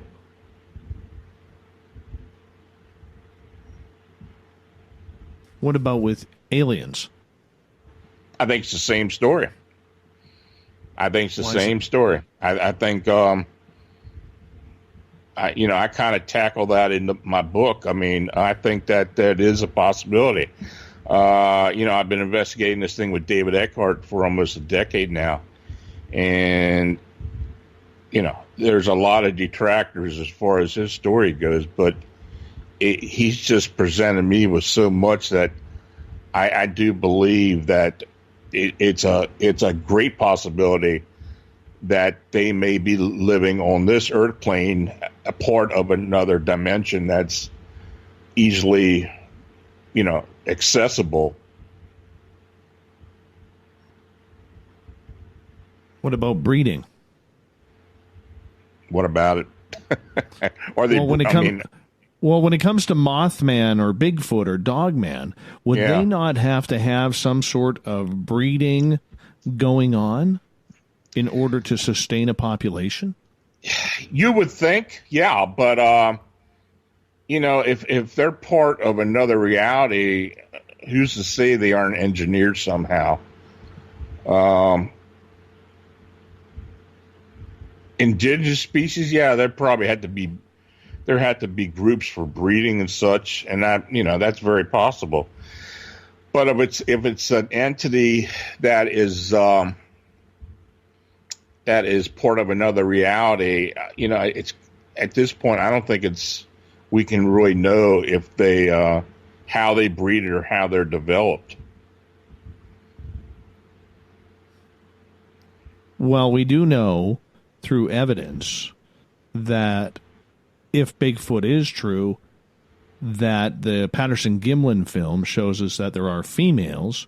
Right. And from other people's experiences, such as yourselves, there are male creatures as well. Mm-hmm. Which you would think that, A plus B equals C, if you know what I mean. Oh, yeah, absolutely. And I think there is, I think that is true. I think they can breed. But, I don't know if it's the same in every instance. I mean, they may have the means and equipment to do it, but are they actually doing it? You hope. You don't want to have a useless Franks and Beans. Yeah, but I don't know if anybody has actually seen him copulated at any point, so I don't know.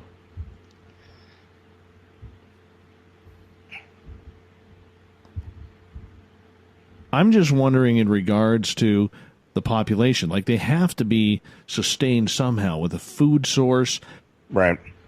Like up here, there's a lot of streams with a lot of fish. There's a lot of berries. How about over there? We don't know. I mean, if somebody's actually been over there and knows, I would wish they'd tell me about it. But I really don't know. My friend, we got about 30 seconds before we go to break here. And I don't mean to, pester you on this question. No, that's okay. But are you tired of saying, I don't know? Well, I'd rather say I don't know instead of making something up. But, I can only go by what is being presented to me. I mean, I have my opinions on a lot of things, but as far as as far as the population and how they breed and such, I really do not know, Well, on that end, you can think about that answer because we're going to go to break. We're going to go to break here, Mr. Strickler, if you don't mind. Top of the hour. We're 2 hours in, 1 hour to go on Spaced Out Radio. We got Mr. Lon Strickler from phantomsandmonsters.com. You can find all of his books on Amazon. I highly suggest you take the read. It is well worth it. Lon Strickler, we got him for another 30 minutes here on Spaced Out Radio before we finish things off with the SOR Newswire and the Thought of the Day. Stay tuned for more Spaced Out Radio.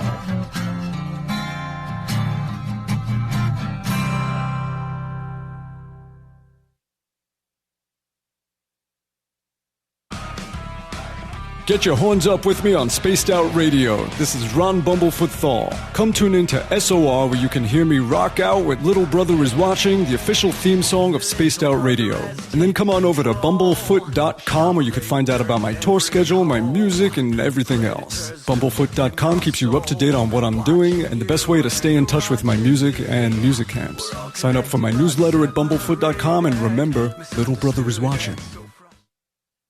At spacedoutradio.com, we have a little bit of everything for you to stay up late. So while you're there, check out our SOR Newswire, where our team brings you stories of the weird and strange to the WTF from around the globe. News on Bigfoot, UFOs, paranormal, Darwinian-type crime tales.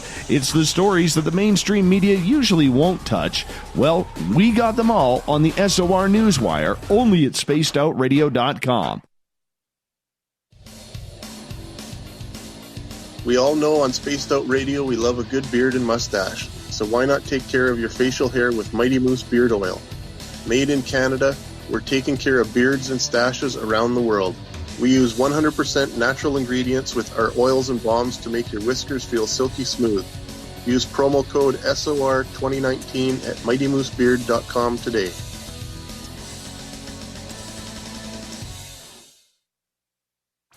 Come hang out with Spaced Out Radio, where we own the night. This is Carl. You can follow Dave on Twitter at Spaced Out Radio, and during the show, use the hashtag Spaced Out Radio to chat with us live. On Instagram, at Dave Scott SOR. On Facebook, give our page a like, Spaced Out Radio Show. SOR archives are free on YouTube at Spaced Out Radio. Come join us, or I will come join you. See you at your window. Find your escape where time has no limits. It's about living today and cherishing the heritage of yesterday. A spirit of adventure for what is new, with the nostalgia of the past. Your timepiece is a reflection of who you are.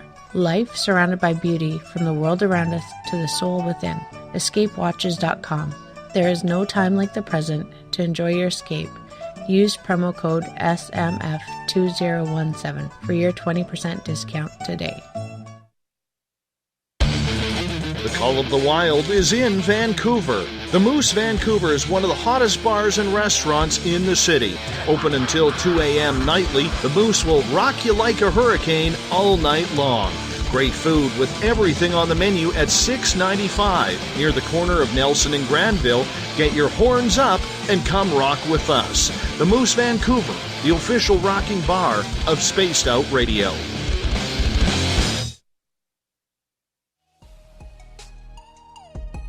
Canada's largest UFO conference is ready to roll in Toronto this September 21st and 22nd at the Alien Cosmic Expo. This year is about the experience. Listen to the stories of Dave Scott, Travis Walton, Paula Harris, Grant Cameron, Ryan Stacey, Richard Dolan, Leslie Mitchell-Clark, and more. Get your tickets now at aliencosmicexpo.com.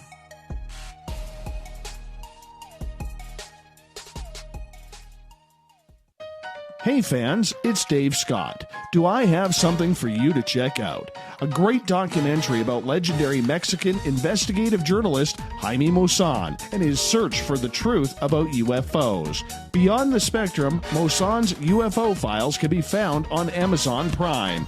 It's free to watch if you're a member. You might even hear me in it. So check out Beyond the Spectrum, only on Amazon Prime.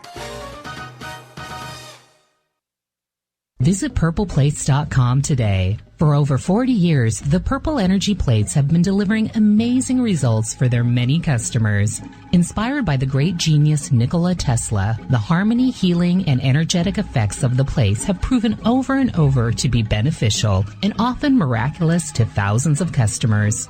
Check their site for daily specials and choose from their many energy products. You won't be sorry. Visit them today at purpleplates.com.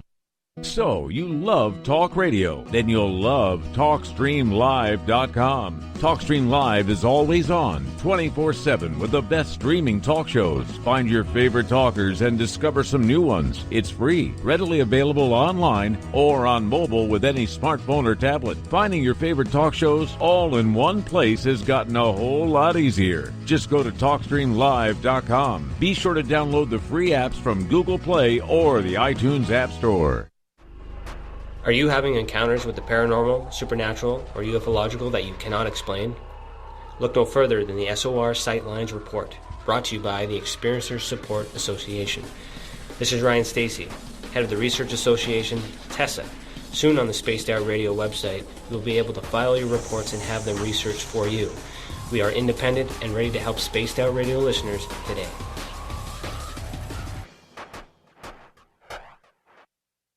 From the mile-high mountains of Colorado to all of you around the world, this is Tessa Nicole Thomas, and I invite you to stick around spacedoutradio.com for Saturday and Sunday nights where I host Spaced Out Weekend. Let me take you on a wild ride of weird and strange topics, from ghosts and ETs to remote viewing, psychic phenomena, and so much more. We get going at 9 p.m. Pacific, midnight Eastern Time on Spaced Out Weekend, where we own the night. On the first Tuesday of every month, I encourage you to come along for a journey with me, Geraldine Orozco, on The Spiritual You. Together, we will take a look at how to access the highest expression of yourself and change your life. Consciousness, ET contact, health, and wellness, we can talk about it all. So come along for a spiritual ride with me, Geraldine Orozco, on The Spiritual You, only on Spaced Out Radio. The freedom to post what you want, when you want. That's the social media freedom you need. Social Media Freedom is the free app in your app store. No need to worry about going to jail or being shadow banned any longer. It's the freedom to say what you feel. The freedom to know Big Brother isn't watching. It's the way social media is supposed to be. Social Media Freedom. It's time to set yourself free. Download from your app store today. We are getting ready to relaunch the SOR Space Travelers Club at spacedoutradio.com. For $5 a month, you can join us for a plethora of features found nowhere else. Hang out in a private chat room during the show and after party. You can check out some exclusive content and a store specifically for you, as well as a private listener forum where you can post your thoughts, stories, and pictures. The SOR Space Travelers Club, coming soon to spacedoutradio.com.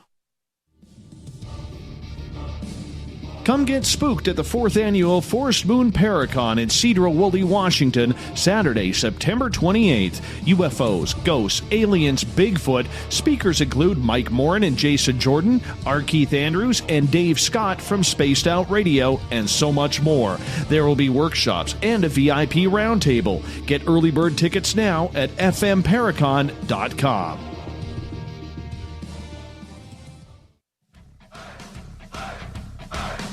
Would you like to connect with us? Head to spacedoutradio.com for all your latest show info.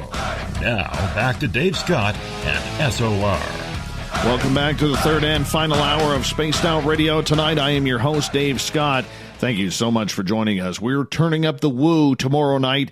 It'll be peak woo right off the bat as R. Keith Andrews is back with the ET Connection. We get going at 9:06 Pacific, 12:06 a.m. Eastern at spacedoutradio.com. Hi to Gene in D.C. for listening in tonight. Do me a favor. Give me a call sometime. Love to hear from you. We are broadcasting on a few stations down in the United States, starting off in New Orleans. We're on UPRN 107.7 FM. WQEE 99.1 FM in Noonan, Georgia. Down in Ridgecrest, California, we're thinking about all of you down there tonight after that big earthquake earlier today, so I hope you're all doing well on KZFX 93.7 FM. In Reedsport, Oregon, KDUN AM 1030 and KDNF AM 1560 in Dangerfield, Texas. On the digital side, hi to everyone listening in on Revolution Radio tonight. Remember, you can check out all of our archives for free at youtube.com/Spaced Out Radio. Just do me the favor, hit that subscribe button. The Desert Clam has set the password for tonight in the SOR Space Travelers Club. Thanatotomania. Oh boy, did I butcher that one. Thanatotomania is your password. Make sure you use it wisely, Space Travelers, as the Clam sets the password each and every night right here on Spaced Out Radio. SpacedOutRadio.com is our website where you can read up on Captain Shirk's SOR Newswire. You can also listen to the show live, as well. The Gavinator, our intrepid website designer, will have more features coming for you in the next short while, so check in often. For the final time tonight, we introduce Lon Strickler, his website, phantomsandmonsters.com. There's a lot of good reading on there, a lot of good reading on his blog. And if you're looking for his books, I highly recommend them. All you have to do is go to Amazon, type in Lon Strickler, and there will be a plethora of books out there for you to reach out. Lon, thank you so much for coming on tonight. Have really enjoyed this. No problem. Thanks for having me. Anytime you want. You know that. Hey, my friend, during the break, a couple breaks ago, you mentioned that lately you've been getting a lot of phone calls about different weird, strange cryptids that people are starting to report. What are people seeing right now? A little bit of everything, to be honest with you. It's we're getting a lot of flying being reports, unknown flying beings, weird humanoids, horse-headed humanoids, leshy humanoids, which are a Slavic pagan type of lore that this being would actually manifest itself. Oh man, let me think. Bigfoot bodies. We had one of those where 2 bodies were reported. Some Bigfoot encounters. It's just a lot of different stuff. It's been crazy. I've been quite busy reporting stuff on the blog, and it just been a good variety of credible reports, actually. Amazing. Do you believe all of these reports that come in? Like, I know you have to have a pretty open mind, and you probably have, over the years, set up your own system on how you tell if somebody's trying to pull the wool over your eyes or how they're telling you the truth. But do you believe a lot of these new cryptid reports that come out, like Horseman or something along those lines, because they just sound so unique and unreal? Well, you do have to be open-minded. I always give the witness or experiencer the benefit of the doubt at first. Then I will go back and kind of go over things with them, to see if they're trying to embellish on me. I literally receive, I'd say anywhere between 5 to 15 phone calls per day. And I may I may actually buy into 1 or 2 of those reports after talking to the witnesses. So, I do have a pretty good BS meter. Right. So when you get somebody trying to pull the wool over your eyes, how do you tell? Just by the way they, the one technique I use is I listen to them. I let them do all the talking. I try not to interject on what they are telling me, because invariably some will try to embellish upon what you ask them. That is normally when I start, figuring that something's up, isn't right, when they start to add on to the story after I talk to them. So normally when I get that, I just tell them, thank you for reporting it. We'll take it under consideration. If we do any further investigation, I'll let you know. So for a lot of these people, do you think because of the popularity of television shows that they are doing it to try and get that 15 minutes of fame? Yeah, I think some of it's like that. Here's an example. The Pascagoula abduction down in Mississippi many years ago. Of course, yes. The 50th anniversary just happened. So it's getting out in the news, what had happened. So I'm getting calls from people say, that happened to me too. I probably got 6 or 7 telephone calls from people in Mississippi that say they saw the same thing on the same date or the day after or something. Out of all those calls, I've got one I'm considering, but the rest of them I could tell were just, Well, everybody wants that notoriety for the plaque that they just put up. Yep. They want that little fame and fortune. So, when there is an anniversary or something, or a well-known, event is put out in the news, you will normally get, or I will normally get, somebody give me a call and try to say, that happened to me as well. So, I'm always wary of those types of reports. But sometimes, I let them have their say. And sometimes there's something that they will mention, or the way they'll mention it and describe it, that sets a spark off. And there's a thread of truth to it, and then I will usually investigate it further. All right. A moment ago, you mentioned that you did get a report of about a Bigfoot body. Tell us about that. Yeah, there was a report from, let me dig it out here real quick so I can refresh my memory on it. There was a report out of Bishop, California. Now, the witness stated that in the late 70s, him and his family had a trailer out in the desert of Bishop, California.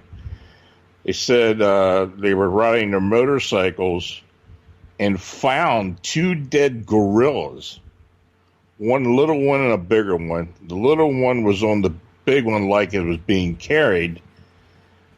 They notified the rangers the next day. They directed them to the bodies, and the ranger actually called someone else. They took the bodies away. They actually witnessed the bodies being taken away. Now, he gave them some excuse that there were some private animal sideshows or something where these things have gotten loose. So he said, as I got older, I realized that these gorillas looked, what gorillas up close look like in the zoos. And he said these were not gorillas. They were way too human-like. He said the little one had less hair than the bigger one, and the head was not the same shape as a gorilla. He said it actually looked like a human child overall. So, they tried to follow up with the Rangers and tried to get more information. Of course, nobody knows anything. But, the way it was explained to me, and it came through someone else as well. It came through a researcher who I'm associated with. He seems to believe that they're telling the truth. So, and that's the kind of thing that I that will spark interest when we get it. I've always been wary of these Bigfoot body reports. In particular, the one that's probably as well known as any are the Bigfoot bodies that were found around Mount St. Helens after the eruption, where witnesses had actually seen, that were doing the cleanup and the recovery, had actually witnessed that several of these Bigfoot bodies were picked up by government helicopters and taken away. And, the one witness in particular, I actually believe it was true. So, who knows? But, that's the kind of reports we have gotten. Usually every time there is a body or a specimen, they always seem to disappear. I think of the case of Jacko in the late 1800s here in British Columbia in a town called Yale. I think of the story back in the 90s, late 90s, of the Bigfoot that walked out of a forest fire in northern Nevada. I think there's a lot going to that, and they always seem to disappear. Like you said, the Mount St. Helens bodies, which we've heard a lot of rumor about those. This body that you just got a call on, and then all of a sudden there's officials there dispersing to the area in order to claim these bodies. What do you think is happening? Why do you think there is a cover-up with these Sasquatch bodies?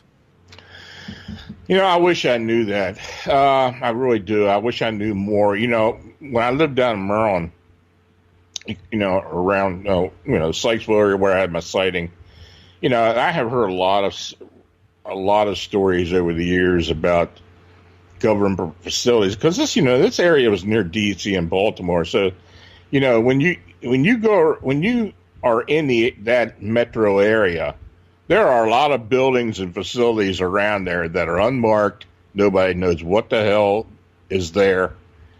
So, you'd wonder if there is some type of black research being taken place in some of these areas. I've heard a lot of stories about other types of facilities on military installations where Bigfoot were actually, or Bigfoot-like creatures were actually kept or escaped. You know, I've talked to a lot of military people over the years who swear that the government is involved deeply in the Bigfoot Sasquatch phenomena. So, the evidence is anecdotal at best. The only thing you can do is listen to what they tell you and dig into it the best you can. But I tell you, the evidence is very rare. It's very hard to find. Do you think that the government is covering up Bigfoot? I think to a degree they are. Yeah, I do. I really do. How come? And let me ask you this. Is it because we're not used to, if we could call them Nephilim, walking around our planet? I don't know. I mean, I really don't know. I mean, I guess it's a possibility. I think it has more to do with, I don't know. You know, you've heard these stories for years about how the Soviets had some type of program where they were engineering super soldiers out of, apes and whatever. And I don't know. Is there a type of program that's similar to that here in the United States? I don't know. It could be, I guess. Some of the stories I've heard from ex-military is that the biggest overall theory is that they are using some type of breeding program or re-engineering to use in a military capacity. So, is that anything to do with what the Soviets had done? Is it similar to that? I have no idea, but I guess there's a distinct possibility it could be. Well, I know here in British Columbia, because we are a logging province, all right? We ship wood all around the world, mainly to the United States and to Japan and China. Mm-hmm. And I know for a fact up here that logging crews, when things get a little strange or their equipment gets peppered by very large boulders, that they are not allowed to talk about it. It is in the company policy, because the company knows that they are going to make off of their cut of land that they're allowed to log in excess of $1 million to $2 million. Mm-hmm. And they've got only so many cuts a year to make that money.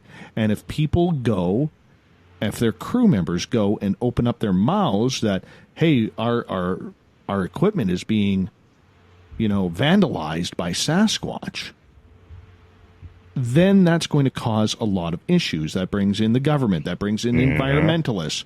They, much like what they did in Oregon when they found a rare species of owl, they shut down entire logging operations because they had to figure out what this owl's perimeters were for a living.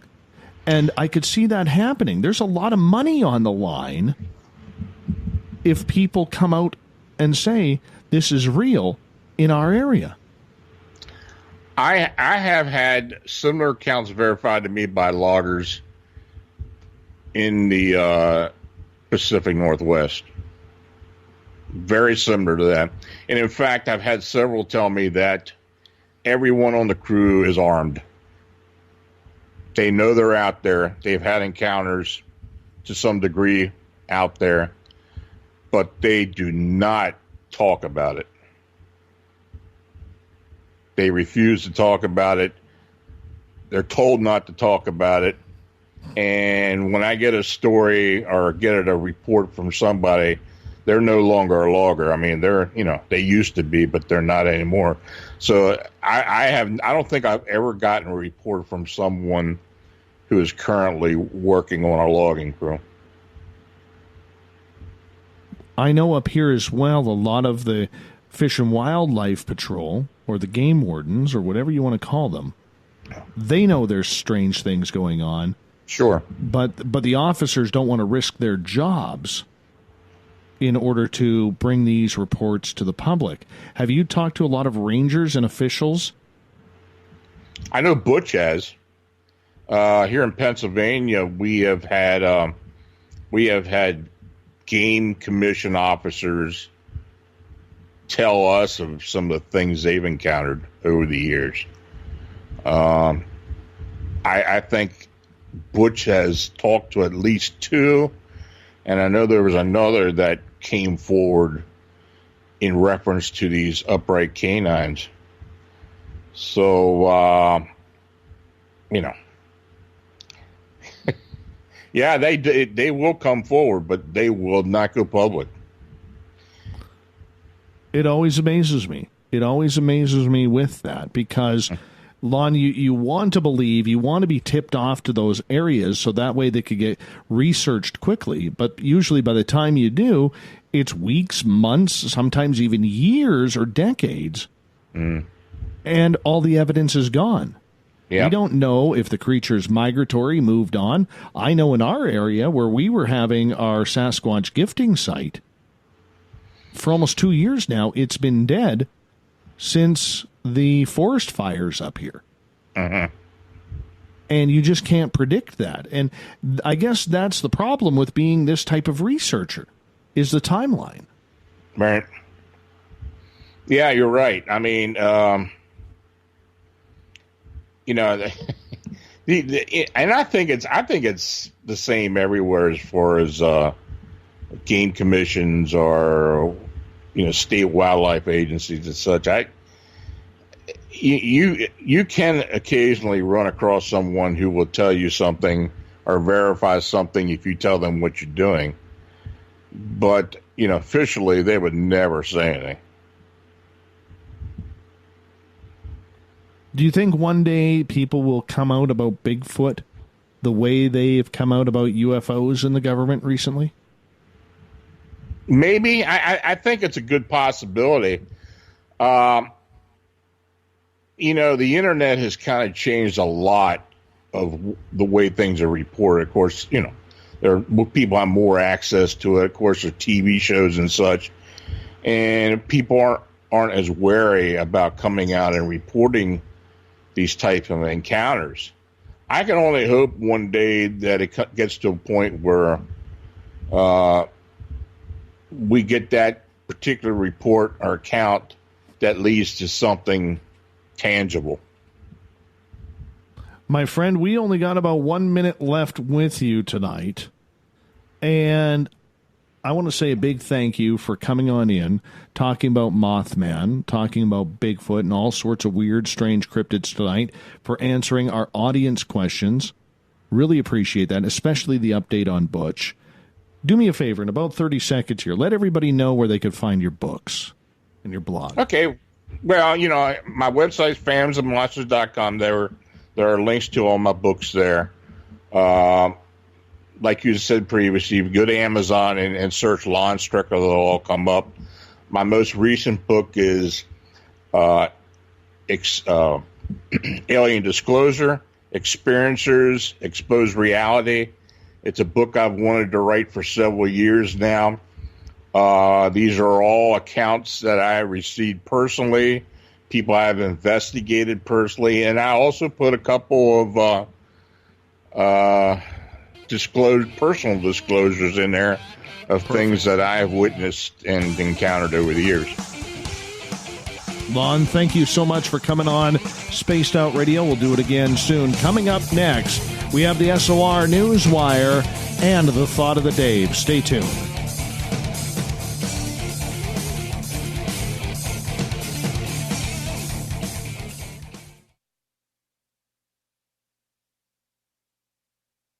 Coming soon to our website, spacedoutradio.com, is the SOR Space Travelers Club. For just $5 a month, you can get into a private area on our site where you can hang with other listeners in our chat room, post in our forum, and check out a bunch of exclusive content and store that won't be found anywhere else, including a nightly after-show party with Dave. It's going to be the best $5 a month you're going to spend. to SOR Space Travelers, only at spacedoutradio.com. Are you having encounters with the paranormal, supernatural, or ufological that you cannot explain? Look no further than the SOR Sightlines Report, brought to you by the Experiencers Support Association. This is Ryan Stacy, head of the Research Association, TESA. Soon on the Spaced Out Radio website, you'll be able to file your reports and have them researched for you. We are independent and ready to help Spaced Out Radio listeners today. Hello, this is your guitar man, Ron Bumblefoot THAL, and I have to tell you, I love the response I get for Little Brother is Watching from Spaced Out Radio fans. It's amazing how music can inspire and make people think deeper about what's going on in the supernatural world. You can head over to my website, bumblefoot.com, to check out my music, my guitar workshops, my touring, even check out some of the hot sauces that I'm working on. And make sure you keep on listening, because with Spaced Out Radio, you know Little Brother is watching. Hey, Spaced Out Radio listeners, it's Dave Scott. I want you to check out a great documentary I'm involved in called Beyond the Spectrum, Mosson's UFO Files. Directed by Darcy Weir, the film follows Jaime Mosson's journey for mainstream journalistic truth in ufology in Mexico. Beyond the Spectrum can be found on Amazon Prime. If you're a member, watch it free. It's worth the watch.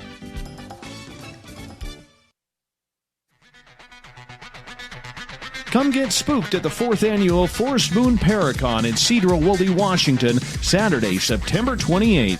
UFOs, ghosts, aliens, Bigfoot. Speakers include Mike Morin and Jason Jordan, R. Keith Andrews, and Dave Scott from Spaced Out Radio, and so much more. There will be workshops and a VIP roundtable. Get early bird tickets now at fmparacon.com.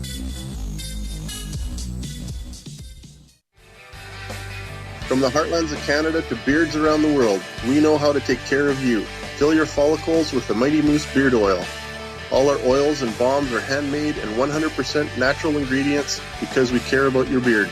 And hey, use the promo code SOR2019 and get your Mighty Moose Beard Oil today. You can check us out on our website, mightymoosebeard.com.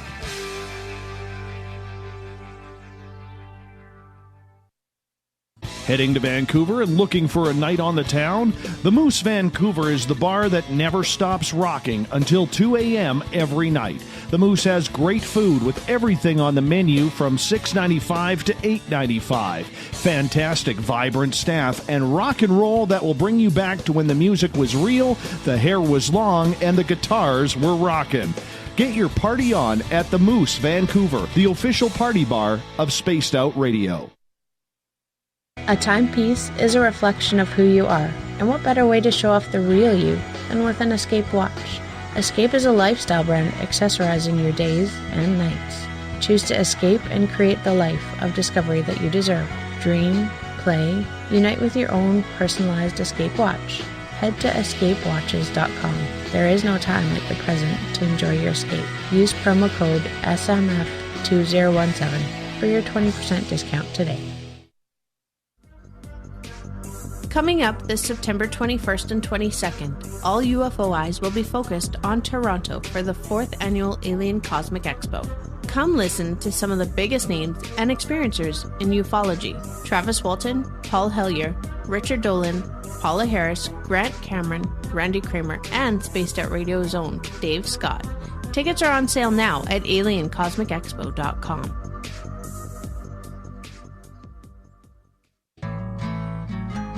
Looking for a place to advertise at a very reasonable cost? Look no further than Spaced Out Radio. SpacedOutRadio.com has an advertising tab that you can click to check out our daily, weekly, and monthly packages to play on the radio, or our website including social media. From commercial spots to banners, we have it all. Check out our competitive pricing today. Every night on Spaced Out Radio, we have places for you to hang out. Hi, this is Carl. Join our SOR Space Travelers group on Facebook for live chat. On Twitter, using hashtag Spaced Out Radio, you can also join us in our Spreaker chat room. Check us out on Instagram at Dave Scott SOR. All of our archives are free on YouTube at Spaced Out Radio. By the way, I'll be watching you at your window until you do. Bye! Did you know Spaced Out Radio runs 7 days a week? Hi there, this is Tessa Nicole Thomas, and I'm here to take you on a paranormal journey each Saturday and Sunday night. Why change the station when you have it all right here? Together, we'll hang out and share some strange and scary stories. And don't forget, we have Psychic Sundays as well, so come tune in Spaced Out Weekend. We get going at 9 p.m. Pacific, midnight Eastern, only at spacedoutradio.com, where we own the night. Looking for the stories of the strange and weird that you will find hard to find anywhere else? Check out the SOR Newswire on our website. Our writers, led by Captain Shirk, are scouring the world for the oddest and most bizarre stories we can find. Everything from weird crime to suspenseful and paranormal. We're working hard for you to bring you the most intriguing news of your day. Check out the SOR Newswire at spacedoutradio.com today. Are you intrigued by Paranormal Talk Radio? You'll love the new Paranormal Radio app from TalkStream Live. You'll find a great selection of talk shows covering UFOs, ghosts, strange phenomena, and much more. Download the Paranormal Radio app now and start listening to the very best in paranormal talk entertainment, including the network you're listening to right now, the Paranormal Radio app, free in Google Play and the iOS App Store.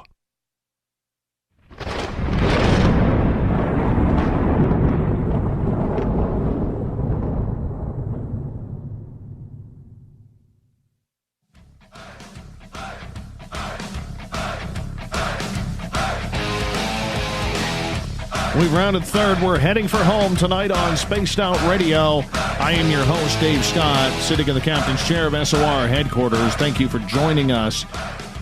Happy birthday, America. 4th of July. Hope you had fun. The only problem I have is living where I do is I don't get to see the fireworks anymore.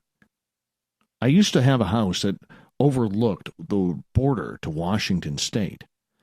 So on Canada Day, I would get the fireworks right in front of me, and then just a little bit off in the distance, I would get the United States fireworks. So I'm a little jealous that I'm missing out on that. You know what? I had a little bit of a real interesting anniversary tonight, because it was 12 years ago at 10:47 p.m. that I signed off radio terrestrially for the last time before I started this show 4 years ago. So it was kind of cool. Kind of cool. Hey, I want to remind all of you that you can find all of our archives for free at youtube.com/spaced out radio. Just do me the favor, hit that subscribe button. At our website, spacedoutradio.com, you can read up on the SOR Newswire put together by Captain Shirk, as well as listen to the show live. The Gavinator, our intrepid internet guru, will have more features coming very, very soon. Let's get to the news.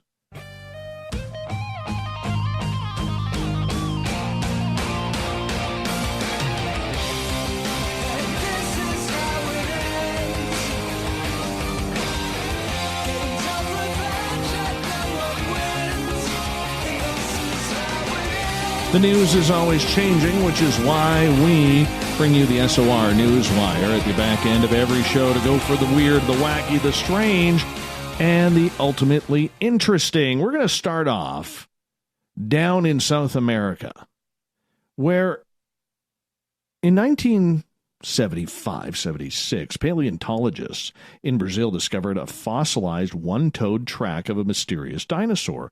Now they have finally identified the animal that left the prints behind as it moved across the prehistoric desert 90 million years ago. Just like yesterday, they remember it. They've uncovered 40% of the bones from a 5-foot-long, 2.5-foot-tall, 33-pound theropod dinosaur from the same group as Tyrannosaurus rex and Velociraptor. The discovery was made in the Cruzeiro do Oeste, I hope I got that right, municipality of Paraná State in southern Brazil. Researchers first uncovered a small quarter-inch long tooth. When they excavated further, they discovered the unusual foot of the dino as well. The foot itself wasn't one-toed, but in fact three-toed. However, the dino seemed to have rested all its weight on its middle toe when it walked, making it a monodactyl. The first time that adaptation had been found in Brazilian dinosaurs. Researcher Paulo Manzig says it's incredible that nearly 50 years later it seems that we have discovered what type of dinosaur would have produced these enigmatic footprints. Dubbed the Vesperosaurus, the dino would have been similar to other meat-eating theropods of the time, chasing after prey on 2 feet and attacking them with 3 claws on each 6-inch foot. Other monodactyl animals, like horses and ancient kangaroos, lost their digits in order to run and jump more efficiently. It's likely the new dino also developed its one-toed gait for similar reasons. Luis Eduardo Anili, a paleontologist from Brazil, said the monodactyl reveals so much, including the anatomical diversity of these animals, which reflects their different ways of life. Dinosaurs had adapted to dig burrows, glide, climb, swim, and fish, open furrows in the ground for their eggs, run, fly. They were extraordinary animals. Kind of cool. Kind of cool that we're finding out all this stuff. Don't you think? I think so. All right, let's get to another one. This one's a little bit eerie. Have you ever done one of those family DNA tests by like 23andMe or Ancestry.com? Well, this is where it gets a little freaky. You know, we all do that in order to try and figure out what is truly going on in our family. We want to know our history. We love history about ourselves. So, as we take these DNA tests to unlock our family secrets, we surrender our saliva.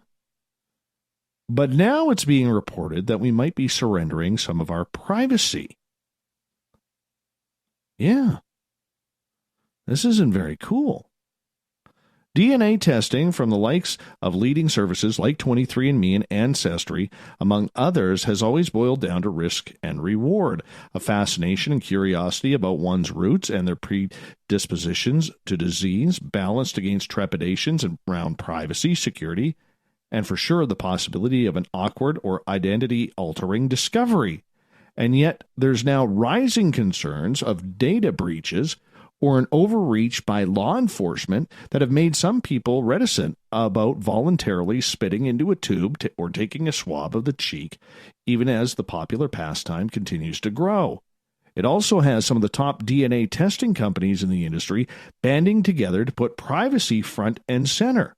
MIT Technology Review estimates more than 26 million people have taken an in-home ancestry test, but experts counsel DNA newbies to consider what for some could turn into an unpleasant flip side.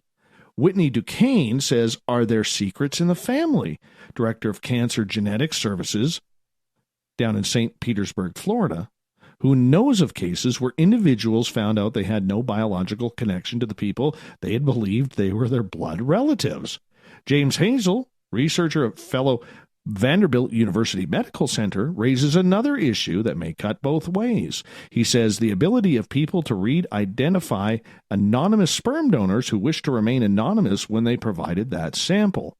On the health front, 23andMe asks customers to affirmatively opt in before receiving sensitive reports that may show a genetic predisposition for BCR8 variants, which may indicate an increased cancer risk or late-onset Alzheimer's disease.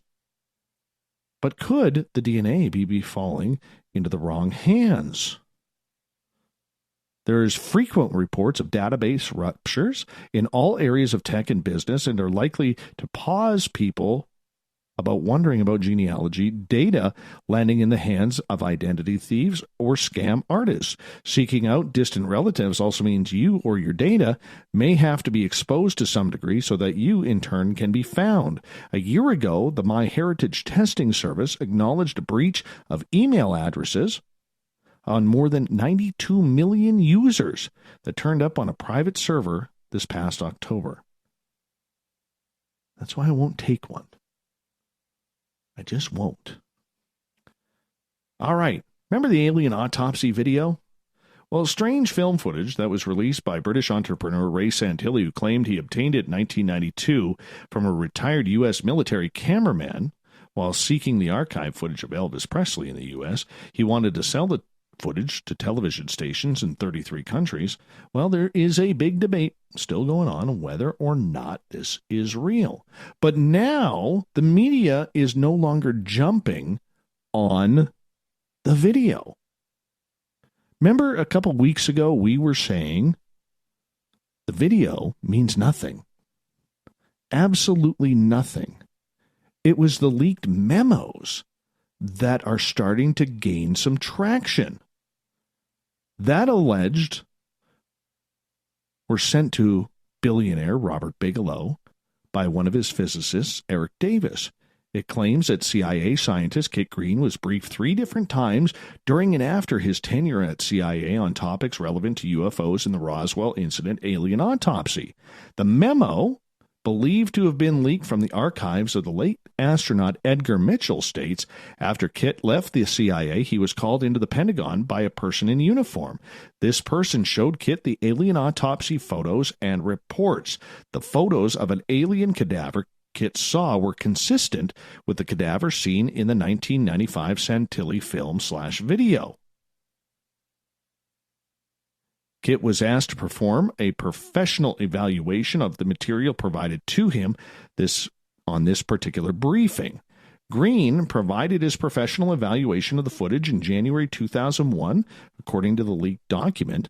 A summary of his evaluation stated, quote, "The alien autopsy film video is real, the alien cadaver is real, and the cadaver seen in the film video is the same as the photos Kit saw at the 1987-88 Pentagon briefing. The memo also includes an email in which Green reveals alien forensic tissues and organs which were being stored at Walter Reed Armed Forces Institute for Pathology Medical Museum in Washington, D.C.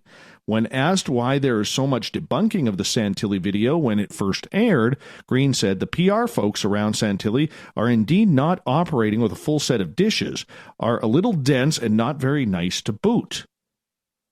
Oh, the gloves are off in this. The memo has reignited the heated debate over the footage in both the United States and Britain, with a number of top UFO researchers now publicly backing the film, like Richard Dolan, Grant Cameron, and Linda Moulton Howe. However, let's see here. The authenticity is still in question of the 6-fingered, 6-toed human dissected after retrieval from a 1947 UFO crash.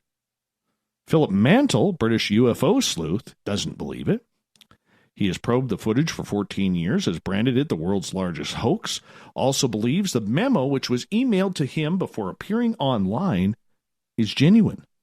He said, "What amazes me is that I am personally mentioned in this 11-page document. It goes to show that when you think you've seen it all, something crops up to prove otherwise."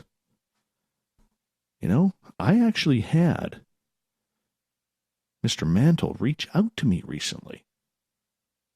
I'm going to try and get him on the show. I'm going to try. Who out there is a Rolling Stones fan? 50 years after Brian Jones was found dead in his swimming pool, a new TV documentary re-examines evidence in the controversial case. So it remains one of the greatest rock and roll mysteries. What really happened to Brian Jones, the ex-Rolling Stone found dead in his swimming pool in England in 1969? An inquest recorded the death by misadventure, drowning while under the influence of drugs and alcohol, at some point over the night of July 2nd or the morning of July 3rd. But the timing of the guitarist's death, 3 weeks after he was sacked from the band he founded, has always raised more questions than answers.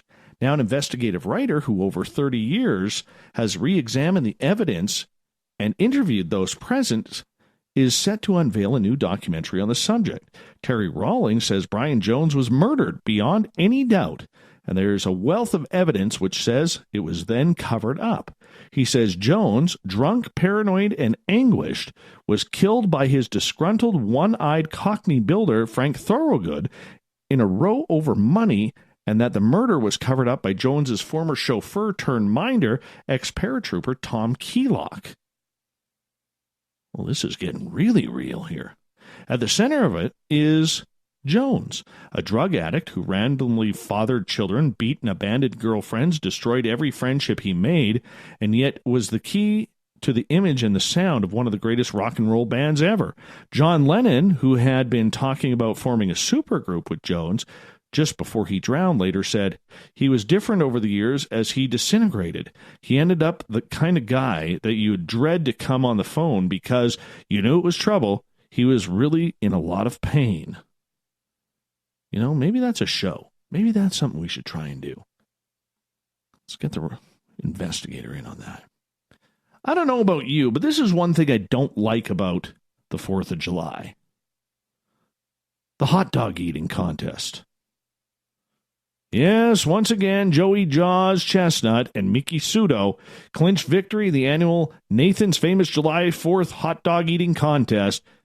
The California resident and 11-time champion Joey Chestnut ate 71 hot dogs to covet the mustard belt at New York's Coney Island Boardwalk. Last year, he set a record by eating 74 wieners and buns in 10 minutes. How do they not puke? How do they just not do this? Oh, by the way, Miki Sudo of Las Vegas won her 6th consecutive women's title by eating 31 hot dogs.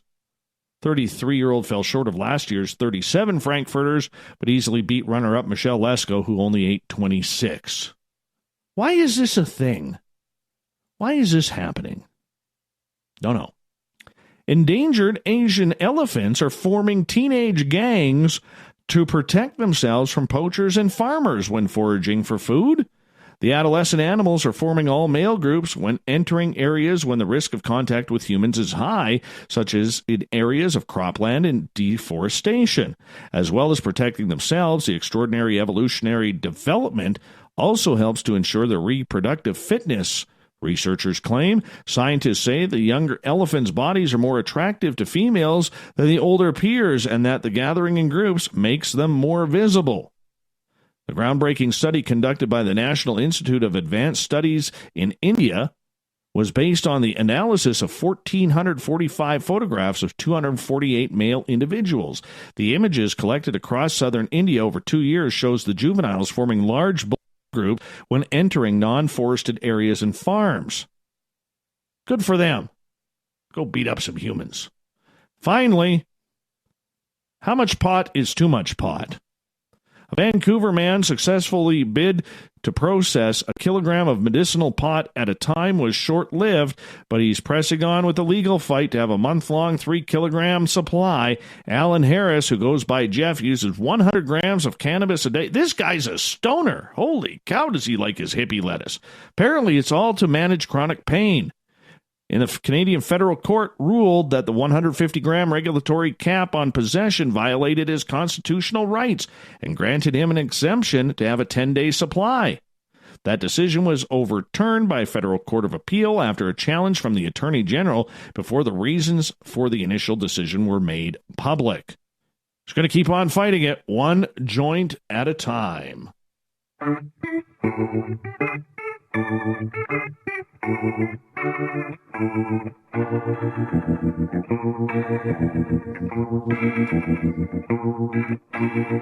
Thought of the Dave happens every night at this time, where we take a question from our Facebook and Twitter pages and read your responses on the air because we love the Thought of the Dave and the audience participation around here. What would you do if you saw a Mothman flying over your town? Little Richie G on Twitter says, I'd screw him up, poke his eyes out with a hot poker.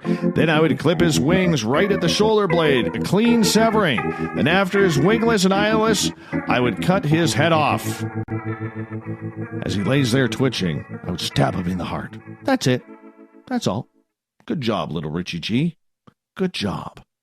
Continuing on, Pete says, someone's left their giant lamp on. Michelle, I'd stay off a bridge. Gail, I would stay away from all bridges and maybe the whole state of West Virginia. Kelly, I live in Jacksonville, Florida. Sorry, Kelly. We have 7 major bridges in this town. I would pack and leave immediately. Little Marky Spender, Bazooka Joe, I'd 12 gauge his butt. Terry, I'd turn on a light. Joe, tell a few of my friends and go out day and night trying to get a photo of it. Tony, reach for the fly spray. Jackie, stay off bridges. Susan, I almost did. He flew right over my house and to the partridges.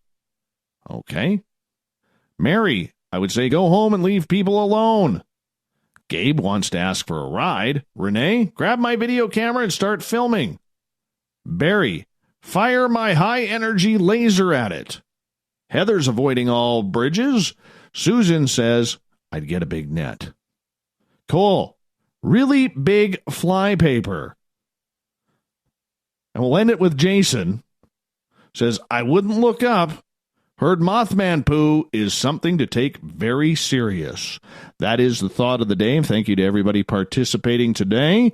And we also say thanks for Captain Shirk, who goes and puts our news out every single day at spacedoutradio.com on the SOR Newswire. So make sure you give her a read as well. Big thanks to Lon Strickler tonight for coming on, talking about Mothman, Bigfoot, all sorts of cryptids and UFOs, his website, phantomandmonsters.com. And guess what, ladies and gentlemen? Tomorrow night, the man, the myth, the alien-eating legend, Mr. Peek Woo himself, R. Keith Andrews, is back with another edition of the E.T. Connection. We do it the final Friday. Make that the first Friday of every month. Keith will be here 9:06 Pacific, 12:06 a.m. Eastern at spacedoutradio.com. We got Mr. Ron Bumblefoot THAL rocking in the background with Little Brother Is Watching. Bumblefoot is the official music of Spaced Out Radio, rocking us in and out of every single show. Get your horns up for the guitar god himself. Special thanks to everybody listening in at home, in your cars, at work, in our chat rooms on Spreaker, Rev Radio, the SOR Space Travelers Club, and on Twitter at hashtag Spaced Out Radio, wherever you may be enjoying the show. Remember, this show is copyright by Spaced Out Radio and SOR Media Ventures Limited. Thank you so much for tuning us in on the 4th of July. We appreciate the kind words we've been getting on social media lately. You keep spreading the word of SOR. That's a fantastic thing, because together, my friends, say it with me, we own the night.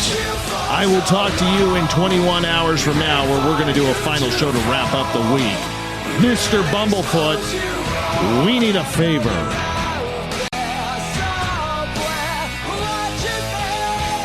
We need you to take us home. Good night.